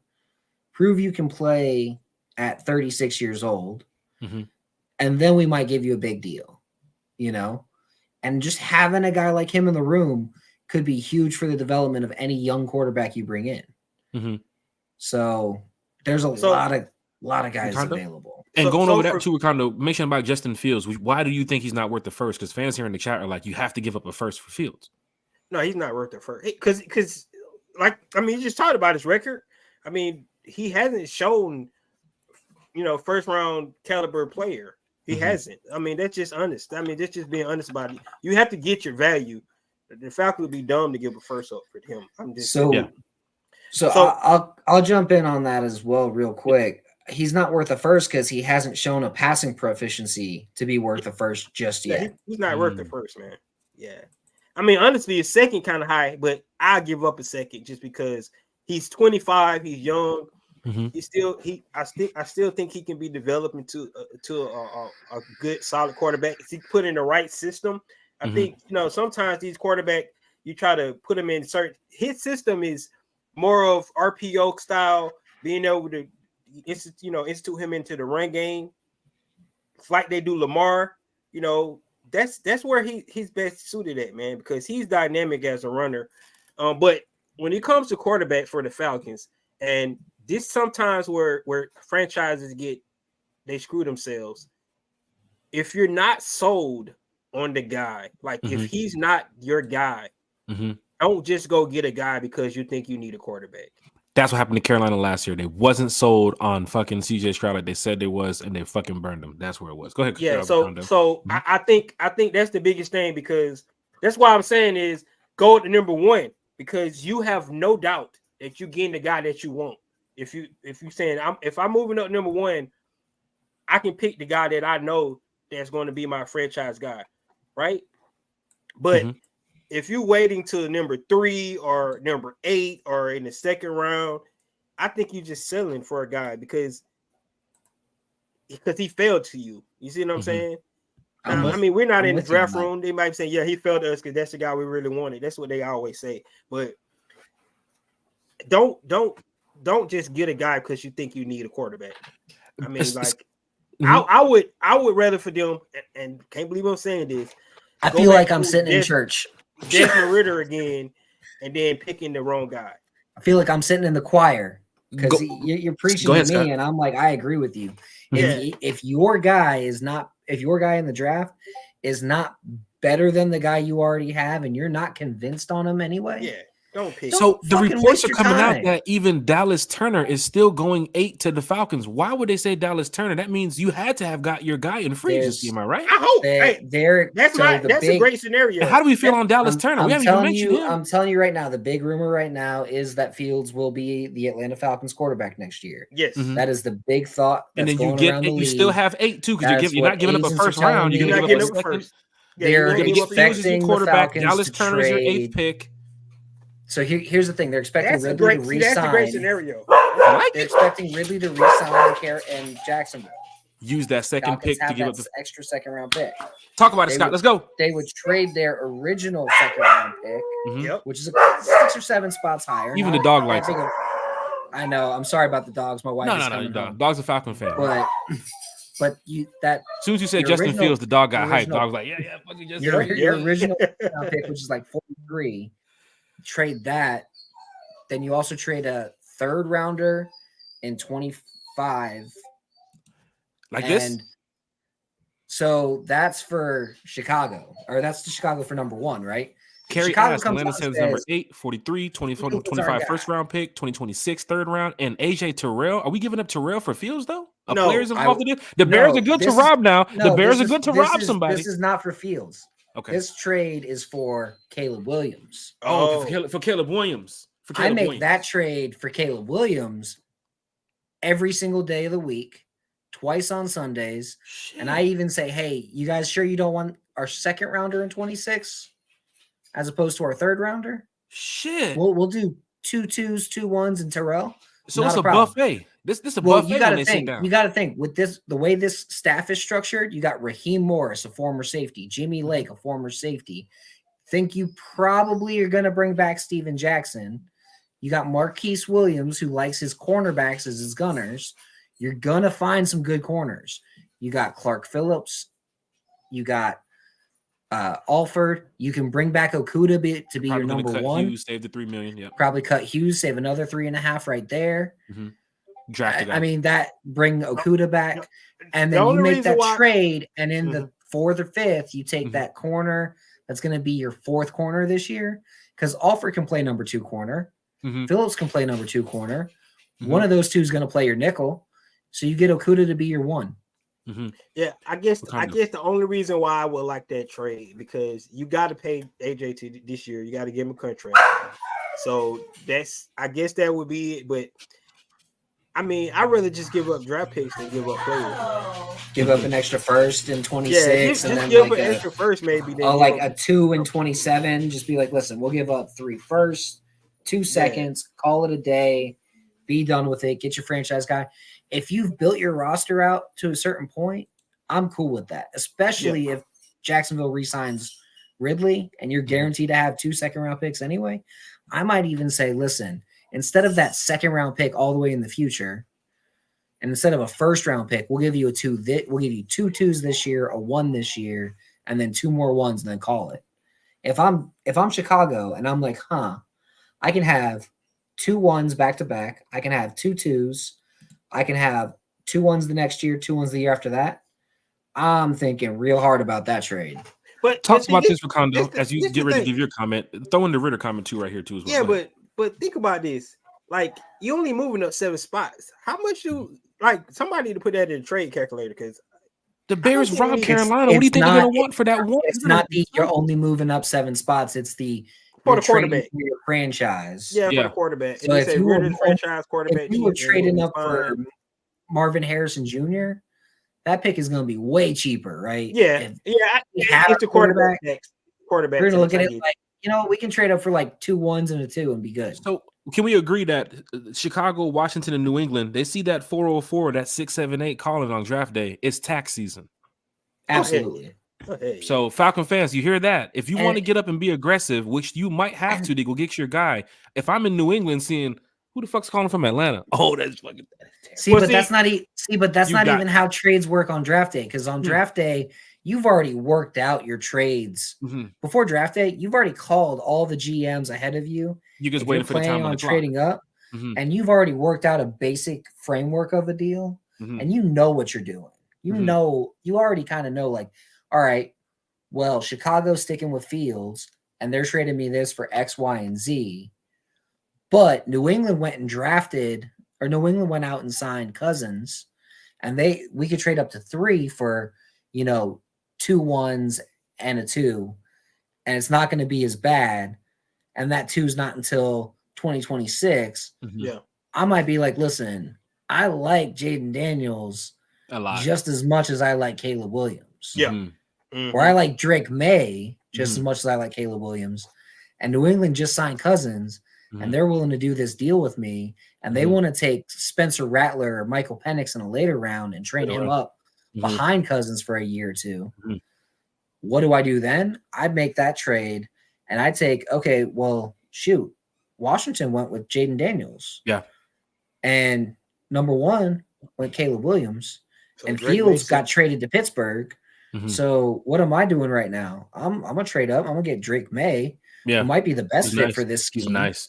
He's nice too. Yeah. And have May at 3 and have my franchise guy drafted at 3 for the next 10 to 15 years, just like the last franchise guy that was drafted at 3. And if you're looking at this too as well, Falcon fans, every day is going to be something different. If you hear tomorrow morning that the Bears are getting ready to let go of Fields when the designation hits, or the Patriots are saying that they found their guy and it's a quarterback, or if you hear Washington wants to go after Kirk Cousins, you're going to hear different things every day. But Scott and Ricondo, to you, Kenneth has been saying for a while here in the podcast that Ridder is the guy. They're not finding nobody else. Don't believe the hype. Ridder is the guy. For the fan base, I think Ridder. The fan base is ready to move on from this, so that's why I see it as. But what do you guys think about this? I'm gonna tell you right now, Ridder could be a guy here, but there's so many options. And while I love Ridder, I think he could be the guy. I think we're sitting here looking at a new head coach, new coaching staff that's going to come in and say, we haven't evaluated everybody properly yet. And that's what they're going to say at the press conference. Probably, more than likely. We haven't evaluated everybody properly yet. We want to see how everybody fits what we want to do and how we can fit what we want to do to them before we think about what we need. And then we're going to address our needs in free agency and through trade, because that's how Terry Fontenot addresses need. Yeah. And then we're going to go into the draft and we're going to take the best player available in the draft. Yep. Okay. That's how they do it. So for me, for Ridder, man, he has all the tools, man. Like, so I'm not going to sit here and don't act like Ridder didn't do things that you like. Okay, all right, I see it, I can see it, but honestly, the only thing that pissed me off about Ridder is the turnovers, man. The turnovers piss me off. Like, I can't get past it. Like, that turning over the damn ball just pissed me off so much. Like, I don't want him on my team no more. The turnovers is turnovers are correctable. Do we go off, if you're going over that, Ricondo, do you go off at least? I hear what you're saying about that with Ridder, but look at the comment right here with Blank and McKay saying Ridder's the quarterback. Blank and McKay did not tell us that at their press conference. Blank and McKay said we need better play from our quarterback position. Whether that is Ridder or whether that is another player is to be determined by our new head coach. I also heard Julio be a Falcon for life. I also heard that too. Yeah. Who? Ridder be Falcon for life? Who said that? I heard that. No, I heard that Julio would be a Falcon for life. This was years ago. Well, he did say Julio would be Falcon for life until they hired Arthur Smith, and Julio was like, "Nah, I'm peace out of this bitch." Shit. Because Julio's at the point in his career where he didn't want to deal with a coach like Arthur Smith. Yeah. You know, Julio never wanted to deal with that kind of guy. Calvin Ridley didn't want to deal with him either. Yeah, if you want to see, it wouldn't shock me if Ridley said, "Hey, I'm coming back to Atlanta too." Would you take Julio Jones for 1 year with Raheem? Go ahead, Ricondo.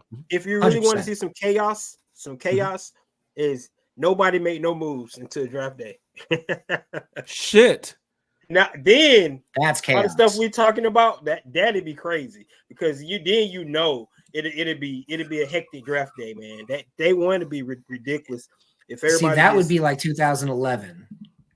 That lockout year, that's why we traded up for Julio, because you got to think in that lockout year, there were some solid free agent wide receivers we could have signed. But because it was a lockout year, we didn't sign anybody until after the draft. That lockout went to like June, and then we had all of our free agency in June. It was weird. It was a really rough year. And that's why we signed Ray Edwards, who shit. Don't mention that name. Oh my god. It's the first time we mentioned it here on the podcast too as well. Ray Edwards. Hey, look. Hey, so just like the Kenneth, I think that Stu said that. He said that we have to get a quarterback. And the biggest thing for me, from what I took from that, if I didn't take anything well from the press conference from Arthur Blank and Rich McKay, was that they think they got a team to win now. So when you say that, you ain't experimenting. Are you really experimenting?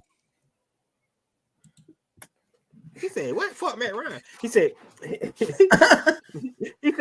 I mean, are you really experimenting? Don't think about it like that.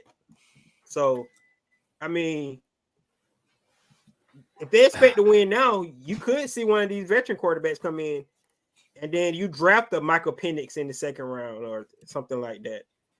You know, See, I don't Ricardo I Scott. don't see them doing the Michael Penix thing.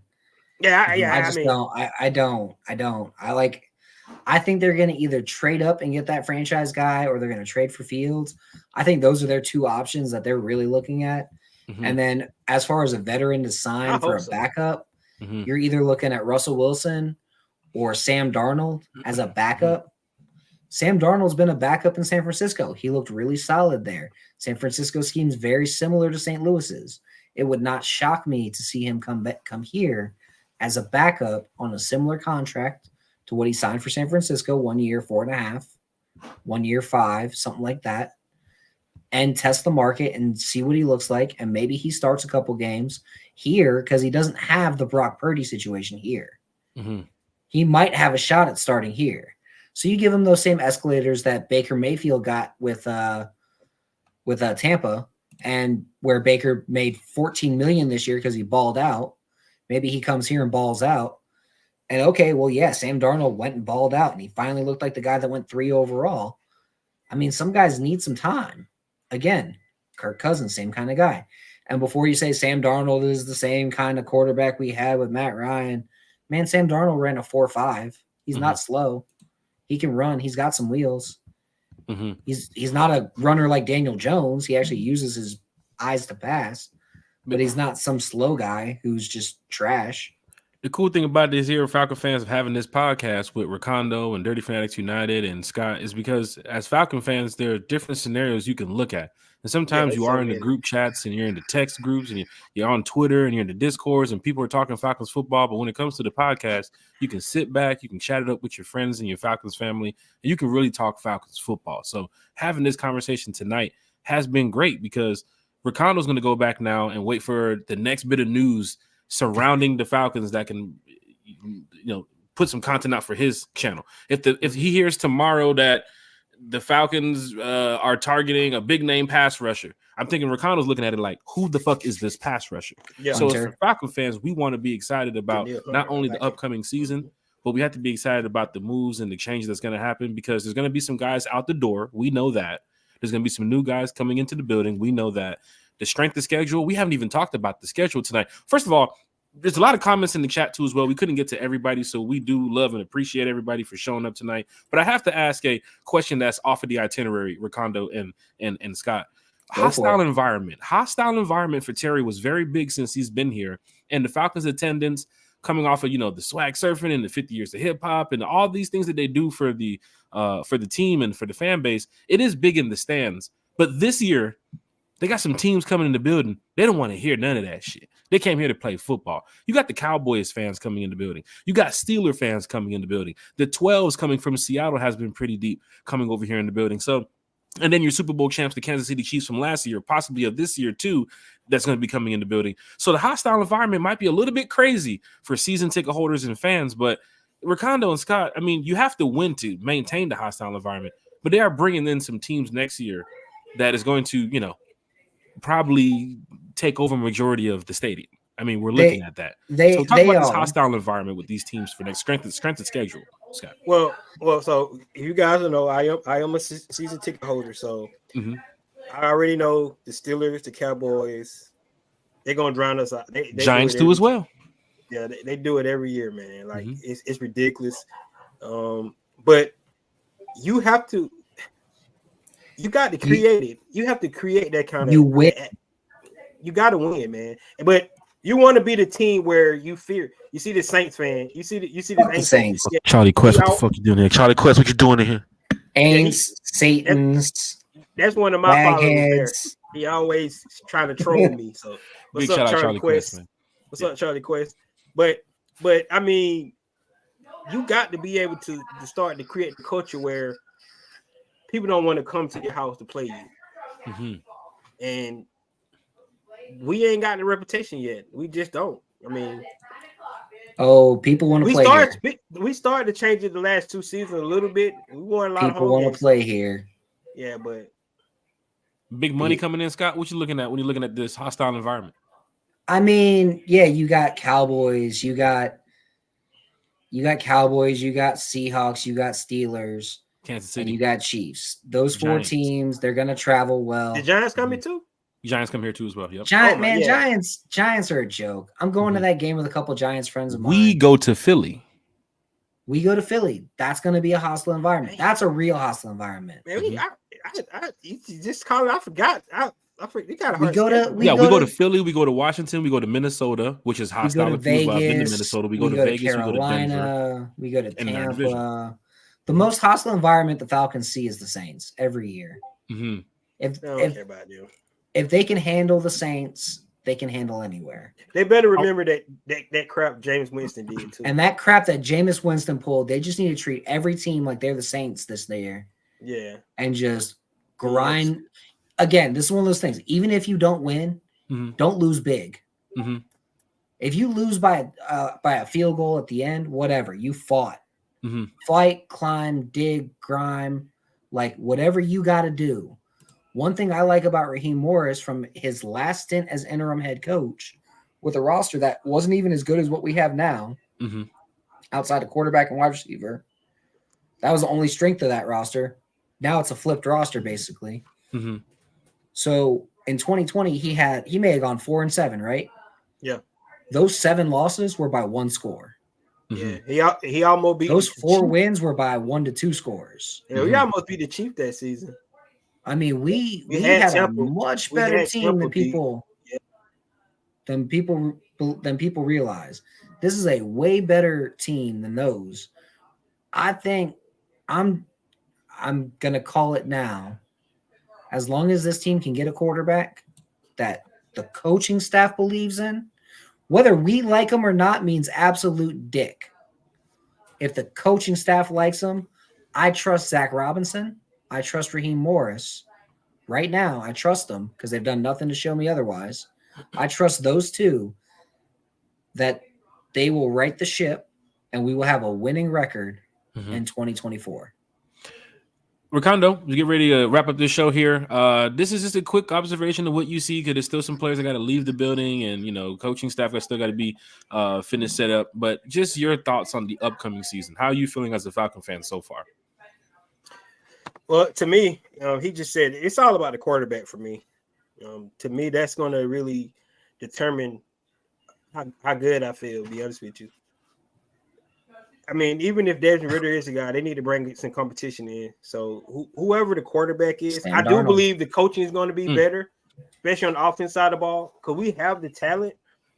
So, but if we can't fix the quarterback position, man, it's going to be a long season. I'm telling you, your worst case scenario is you're going out and you're signing Sam Darnold and you're signing Russell Wilson and you're having a 3-man competition for starting quarterback between those two and Desmond Ridder. And whoever wins that job has fought and clawed for it the way that Raheem Morris would want them to. And that's the guy. And Dr. Slicknut says if you can't get your guy at 1 to get a pass rusher at 8, I am in full agreement there. I would love to see the Falcons get a beast pass rusher. I also think D'Angelo Malone can be pretty good if given the opportunity in this. Hasn't been unleashed yet. They didn't. So give me Malone, give me Ebiketie, give me Harrison, give me Grady, give me Onyemata, and then give me like Dallas Turner or Latu, or just like there's like 6 really good pass rushers. Past those guys, there's really not that many. Like there's like 6 really good pass rushers in this draft.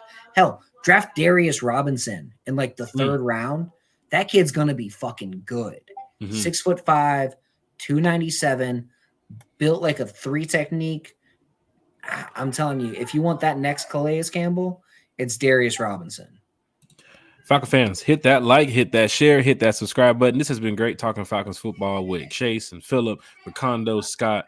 Bodie couldn't make it tonight, but we're going to be doing these panels going forward a lot more because the offseason, of course, is here now, and Falcon fans want to hear what not only content creators, but diehard Falcon fans have to say. I mean, I'm a season ticket holder, PSL holder. Ricardo, you know what tomorrow is. They finna charge you. You know, you get them email. They finna charge you. I already got the email, dog. Hey, the prices went up too, man. Hell yeah, it went up. But they know at 7:58. 7:58 tomorrow morning, Ricardo. Yeah. Notification. Yeah, we got an extra home game this year though. So hey, I guess it's worth it.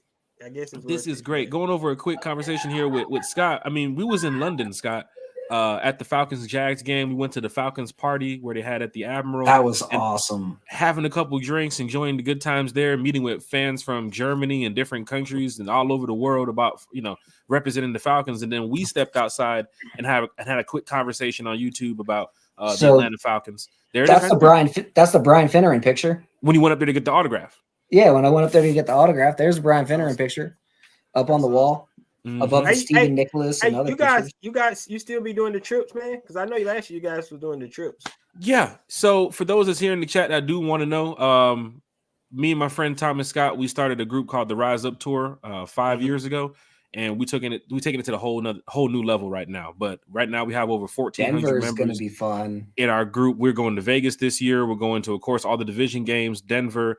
But yeah, we have our membership group because we are an actual, and Scott, you might know about this too. We're an actual chapter for the Falcons when it comes to being the Falcons fans. Now, if you look at different chapters for the Cowboys and the 49ers and the Packers, there's about 50 to 100. Here in Atlanta, there's one, and it's the Rise Up Tour. We travel to all the games. We put on different events, parties, meet and greets, mixers, breakfast, lunch, dinners, all different type of stuff in different cities, bus trips, all different type of stuff.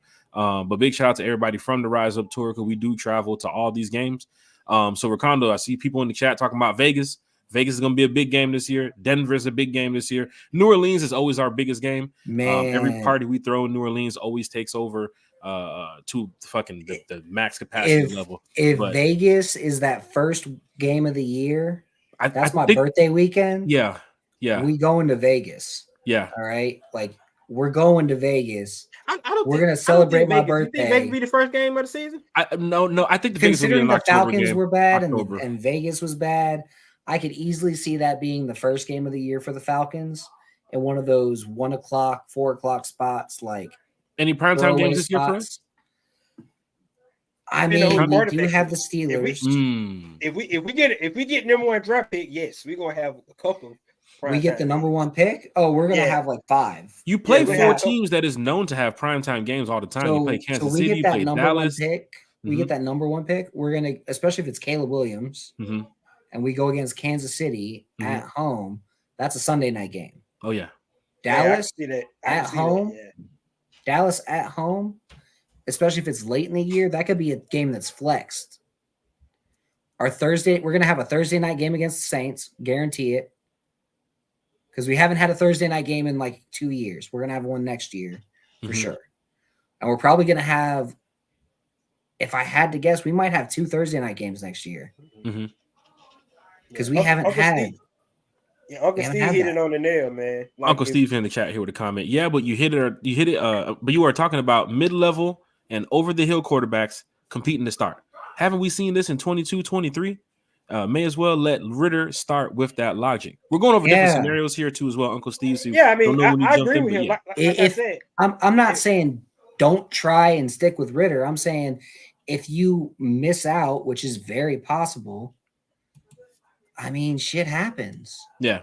The percentage for sticking with Ritter right now is probably below 5% for me. Like I think they're going to get their guy somewhere along the free agency or the draft. Ricardo, about Lisa, your 9-9 gang. Yeah, I don't want them to settle. Like I said, man. Like if you're going to settle just because you think you need to get somebody else, just stick Ritter. You know what I mean, that's just me. Like I don't want to be trying to. Because if you don't really think Russell Wilson can get you over the hump, why are you gonna go get him? Because he's a veteran guy. Like if you got to believe Russell Wilson, cheap competition, show something that he showed in Seattle. You know what I'm saying? If you don't believe that, don't go get him. Lisa, my birthday's September 9th as well. So you, me, Papa Falcon. If you guys haven't talked to Daryl's awesome. Papa Falcon, man, he's awesome. Big shout out to Papa. Yeah, man. 9-9 too. September 9th birthdays. Falcon fans, hit that like, hit that share, hit that subscribe button. Don't forget, Family First. We're doing a community event here for the Rise Up Tour, February 7th. We're doing a coat drive. So we'll give you some more information about that, not only on the YouTube channel, we'll give you some information about it on the Facebook channel. We'll also talk about it on Sunday night too as well. It's been a great night here talking Falcons football with everybody. Ricardo, where can we find you on social media? What is going on with you and your channel over there, brother? just get the platform is yours, brother. Okay, yeah, like he said, of course, most people know Ricondo, real Falcon fan, been doing it about almost going on 4 years now, man. So enjoying it. This is gonna be an exciting season, and like he said, just be looking for it because if some news come out, something I want to talk about, definitely just look for me on the channel. You can find me on X. It's X now at Ricondo K. Same thing on Instagram. It's Mama named it Twitter. I'm gonna call it Twitter. Exactly right, because everybody still say Twitter, but yeah, just talking Falcons, man. This is gonna be a long season. Of course, you guys, I do start my series with last year players who need to improve and things like that. We start a draft series, talk about quarterbacks, all the position groups. Of course, we're gonna get into free agents. So you see, it's an exciting season. And just think, if we would have beat the Panthers, we would have beat the Vikings, we would have beat the Cardinals, this season would be boring. This offseason would be kind of boring because Arthur Smith still be the coach. Maybe we still be getting the quarterback, but it wouldn't be a whole lot of changes like it's going to be now. So I'm glad Arthur Smith is not the coach because it was very obvious he was not the guy. Well, I mean, it's kind of funny you say that because they pretty much kept the whole coaching staff except him. So I'm glad that Raheem Morris with his connections. Guys. Yeah, he's a guy who knew some guys and he could build a good staff. But honestly, like I'm kind of glad, and I might get flack for this. I'm kind of glad Nielsen's gone too. Yeah, I don't know, man. I like the way Nielsen called close games at the end. With his soft zone coverage and his 4-man rushes, it was like Dan Quinn was out there. Shit, 3 soft zones with 4-man rushes. Quinn, you know what, man? I believe Grady would have played against Minnesota. I believe Grady would have played against Minnesota. I think we would have won that game. I think it was an Arizona game. How many times they had Dobbs in their hands, man? Listen, I think if Grady's healthy for this year, we're probably 9-8. We're probably 9-8. I mean, that's probably not even a question. I'm with you there. If Grady's healthy all year, playing to his ability, he's got 10 sacks. Completely. Yeah, I mean, that was a big. I won't argue there, man. Grady was the biggest loss on the team. Yeah, that was a huge loss for us. Falcon fans, hit that like, hit that share, hit that subscribe. This is what we do it for. You can get this from Ricondo over on his channel. You can follow Scott on Twix. Is that what we call it? Twix? Twitter, X, Twix. Is that what it is? It's Twitter. Yeah. Twitter? Like I said. His mama named him Twitter. I'm going to call him Twitter. I'm call him Twitter. That's a Coming to America reference, y'all. Like that's such a good movie. You can find more of this if you follow them too on social media. We put everything in the description on YouTube. We will go back over and add some more stuff too as well. Because I know Ricondo has a lot of things going on his platform. Scott is doing a lot over there on social media too as well. And just for the Falcons community, Scott, do people sometimes think that you work for the Falcons? Because you're like 24/7, like boom, boom, boom, boom, boom. As soon as something happens, you're updating the chart, you're updating the coaching staff, you're updating it like so. I work from home. You quick to it, man. You real quick. He right. Super quick. I work from home. I'm basically chilling on Twitter all day while I'm doing my job. You're going off in the Discord every minute.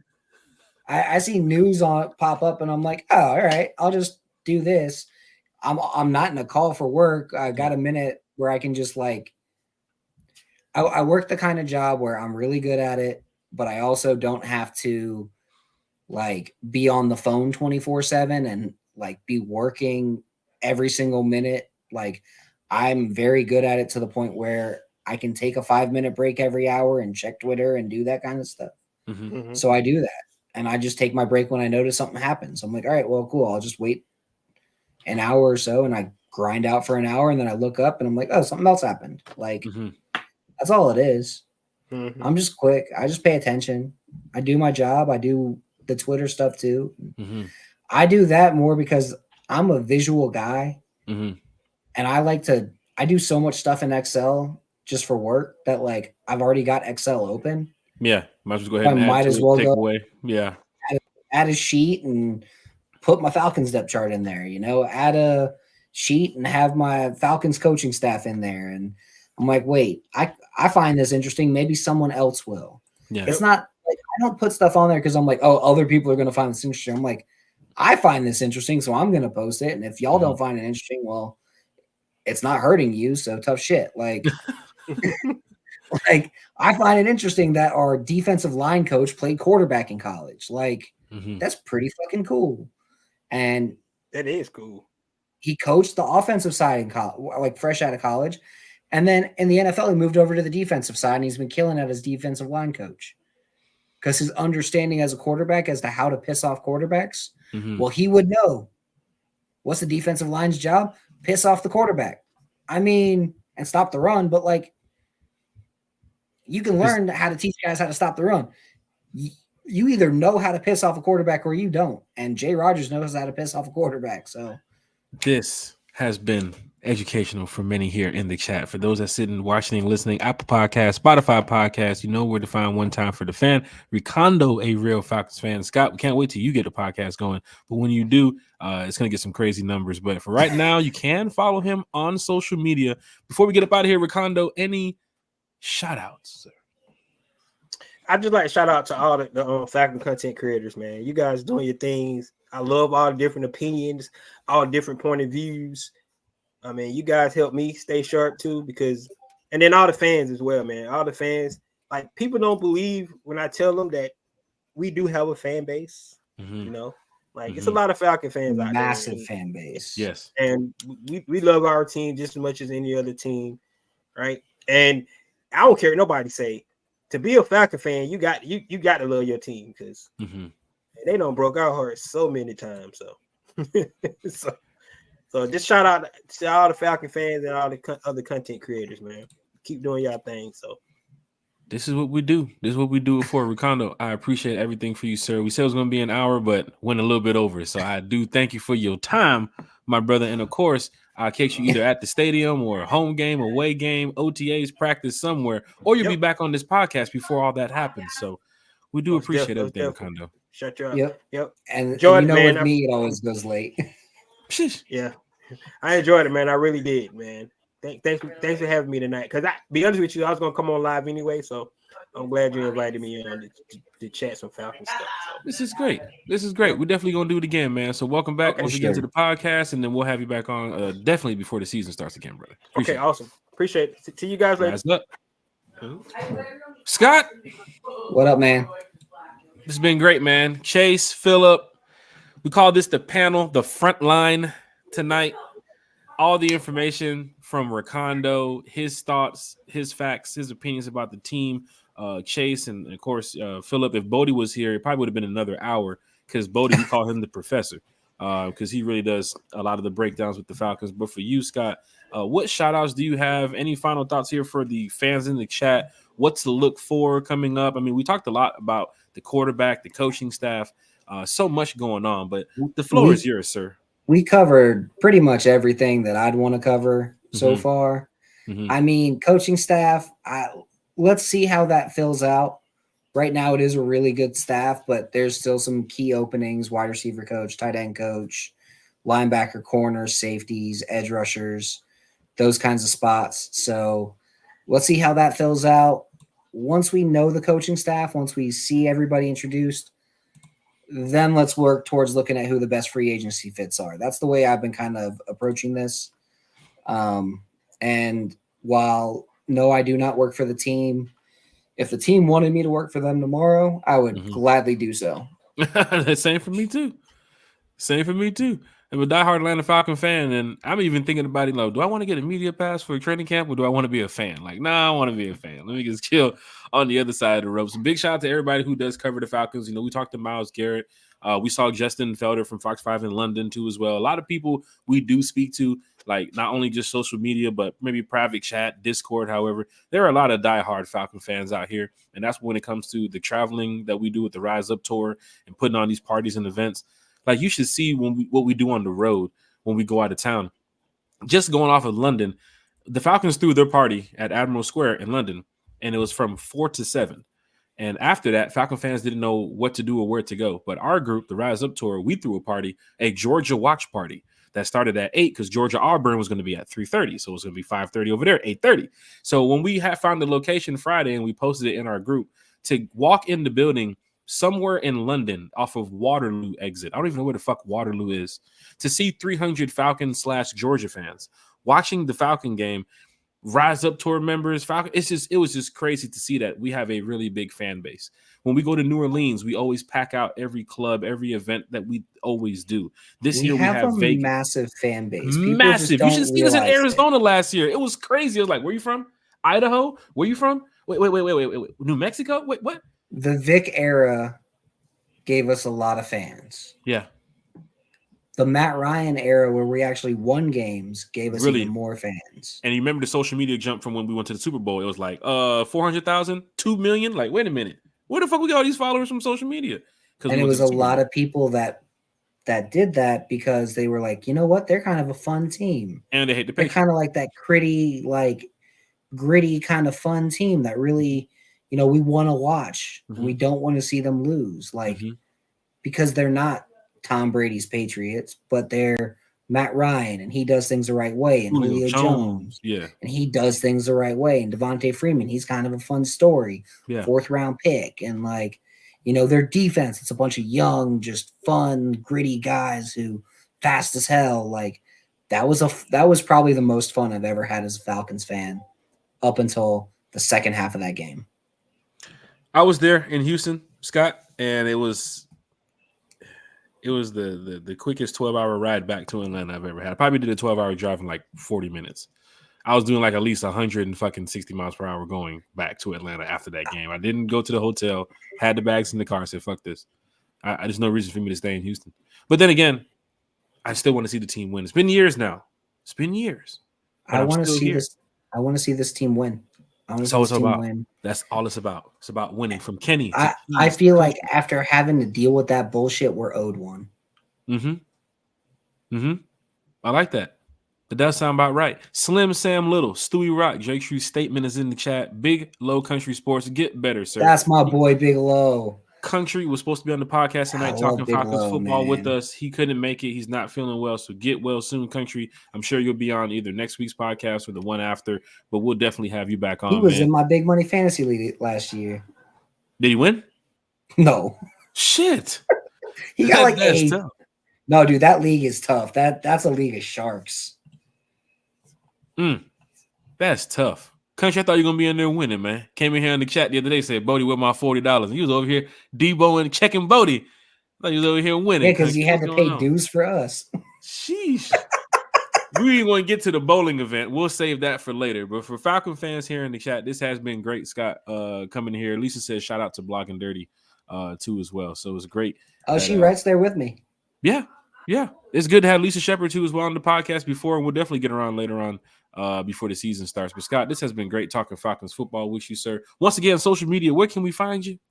It's at Karasik S, so CARASIKS, and that's Instagram, even though I don't really post anything on Instagram, and that's Twitter.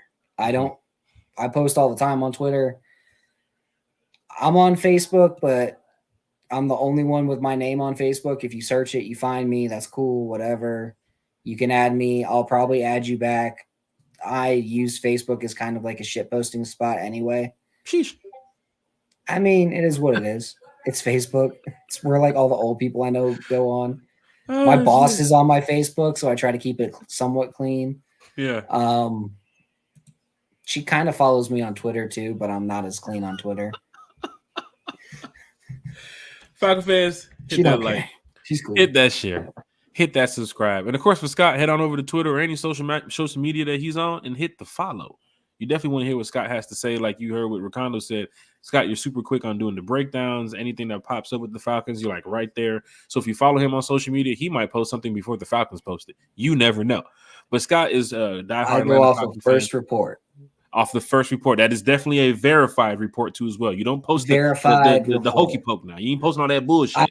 I have a list of guys on as a special feed. It's like a private feed. Yeah. That I have set up for myself on a list. And it is specifically guys that I know when they get information, it is 100% accurate.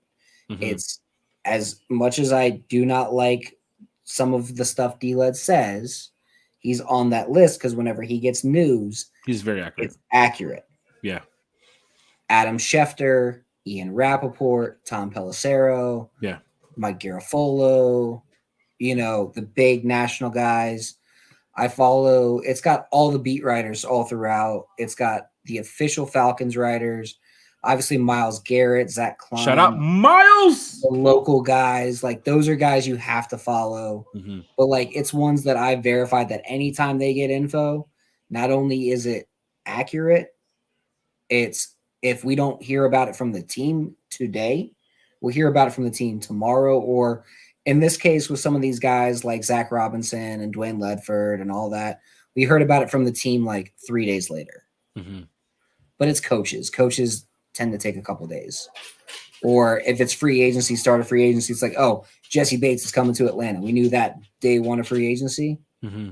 It didn't come out until like that day for the Falcons because they have some tampering shit that they can't do. Yeah, leading up to it, fans kind of expected it with the partying in the club and hanging out with the players and the agents really tied with the Falcons. So, Falcon fans, you know where to go find some of this information and this news. But if you definitely want to get it updated as quick as possible and then get like a breakdown from it, right here, Scott Karisic, head on over to Twitter, follow him too as well. Myself, Jack Spade, One Time for the Fan, Chase, Bodie, Ricondo. There's going to be so much going on here. But Scott, I do appreciate your time tonight talking Falcons football with us. I said it in the chat earlier, like I said it the first time you got here. It will be a quick podcast, an hour and 15 minutes, and now we're hitting the 2-hour mark. So thank you once again, Scott, for doing this. But this is what happens when you're a diehard fan and fans are in the chat wanting to hear what people have to say. They realize that this is the opportunity to wait. This is a safe zone to talk Falcons football. Let me talk. So we love doing this, man. Absolutely, man. I'm always down. Always, man. Scott, we'll definitely see you before the season starts again back on the podcast. And before the draft, man. Before the draft? We got to hit it up before free agency. Matter of fact, let's just go ahead and do this. We got to hit it up before the draft. Do you have time draft night? Can we get you on draft night? So draft night, actually draft night, I got to get you on what I'm doing because we're going to do the Pro Sports Fans roundtable of Falcons fans for draft night, and it's going to be me and Lieutenant Dan for sure. LT. But I'm going to invite you right up front. I want you to come in for draft night. I know Bigelow, I'm going to send an invite. I'd love to do it if I can represent the One Time for the Fan, or whoever Absolutely, can show up. Man. I know we're going live though. We've been doing it for the past 2 years. We've been going live on draft night. So however we can do it before the draft starts. It's done through our phones. So like okay. we might even set up on here and on my phones. Okay. We're simulcasting, if you will. Okay. I'm totally down for that. I'm glad because draft night is going to be big. I'm not going to be there for draft night because we're going to be doing the stream. But Scott, we have so much time to go over this, and we're going to have our bowling event. I got to put 250 up average on you, man. It's been a couple of weeks, man. Okay, you put your 250 up. I'll put my 98 up. We'll be good. Falcon fans, hit that like, share, and subscribe. Scott, we'll definitely see you back, man. I appreciate it. I'm a short, unathletic Jewish man. I do not do this ain't high school anymore. Like I'm built more like a bowling ball than a guy who can actually throw a bowling ball. But I like it. It's fun. Hey, and tell you something, bowling is it's a great way to just relax and kick back with your friends and family, man. But absolutely, it's going down in a major way this season, Scott. We're always going to be in contact, of course, with these Atlanta Falcons and then off the field too as well, man. So I thank you for taking the time out of your day to talk Falcons football with us, brother. Appreciate it. Man. Scott, rise up. Rise up, man. Falcon fans, hit that like, hit that share, hit that subscribe button. This is what it is. This is what it's all about. As you can see from the comments, from everybody in the chat, everybody that's listening and watching, social media, Facebook, Twitter, wherever you're at, we always have a lot to talk about when it comes to the Atlanta Falcons. And I told y'all it was going to be a big show. From the moment the show started, I said this is going to be a little bit crazy. I'm on my third shot, so I'm feeling a little good right now. Ricondo coming in here talking Falcons football. He's a season ticket holder, so he spends his money on the Atlanta Falcons. You got Scott, who always just talks Falcon football on Twitter 24/7. I mean, this guy, like he said, he sits in front of the computer. He has his Microsoft program up. He has whatever he has else up doing his work, and then he has the Falcons up. So he can talk Falcons football at any minute. And then Chase, who's always in the chat with us, talking Falcons football, Dirty Fanatics United, what he's done with his platform. And, of course, what Chase has done here with us at One Time for the Fan. You know, we always love talking Falcons football, and it's been great doing it tonight with you all. Don't forget to hit the like, hit the share, hit the subscribe button. And, of course, from everybody from Uncle Steve to Dr. Slicknuts to Stewie Rock to Lisa Shepard to Kenneth to Big Low to so many people, LaMarcus Boyd. I mean, the chat was live and lit tonight. We couldn't get to all the comments, but we do thank everybody for representing the Falcons fan base here in the chat. If you want to be a part of our giveaway, we do have a lot of people that do listen and watch the podcast afterwards. We'll go ahead and put it in the chat. If you want to be a part of the giveaway, we have our end of the season giveaway that's going on. One Time for the Fan. We're going to be giving back some Falcons merch to you all, from us to you all. For the 5 winners that's going to be selected. We got over like 30 plus names, 40 plus names now that's already been added. So if you want to be a part of the One Time for the Fan giveaway, right there, it's in the chat. You got a hashtag One Time for the Fan right there. Hashtag One Time for the Fan in the chat. Like you see right here. Hashtag One Time for the Fan in the chat. And you have to be subscribed to the channel.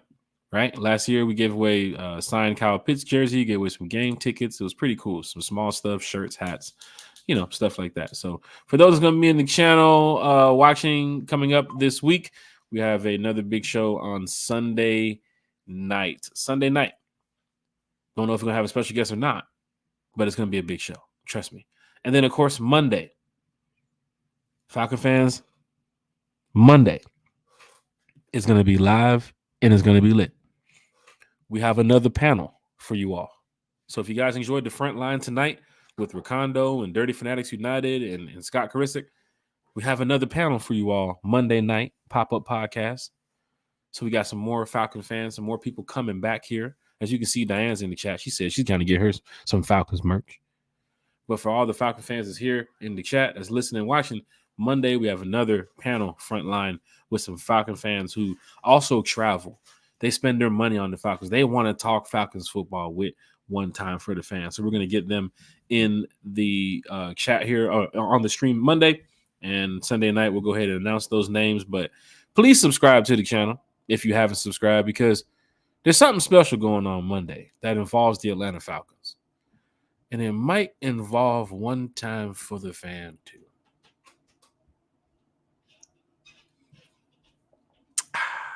That damn Patron is hit.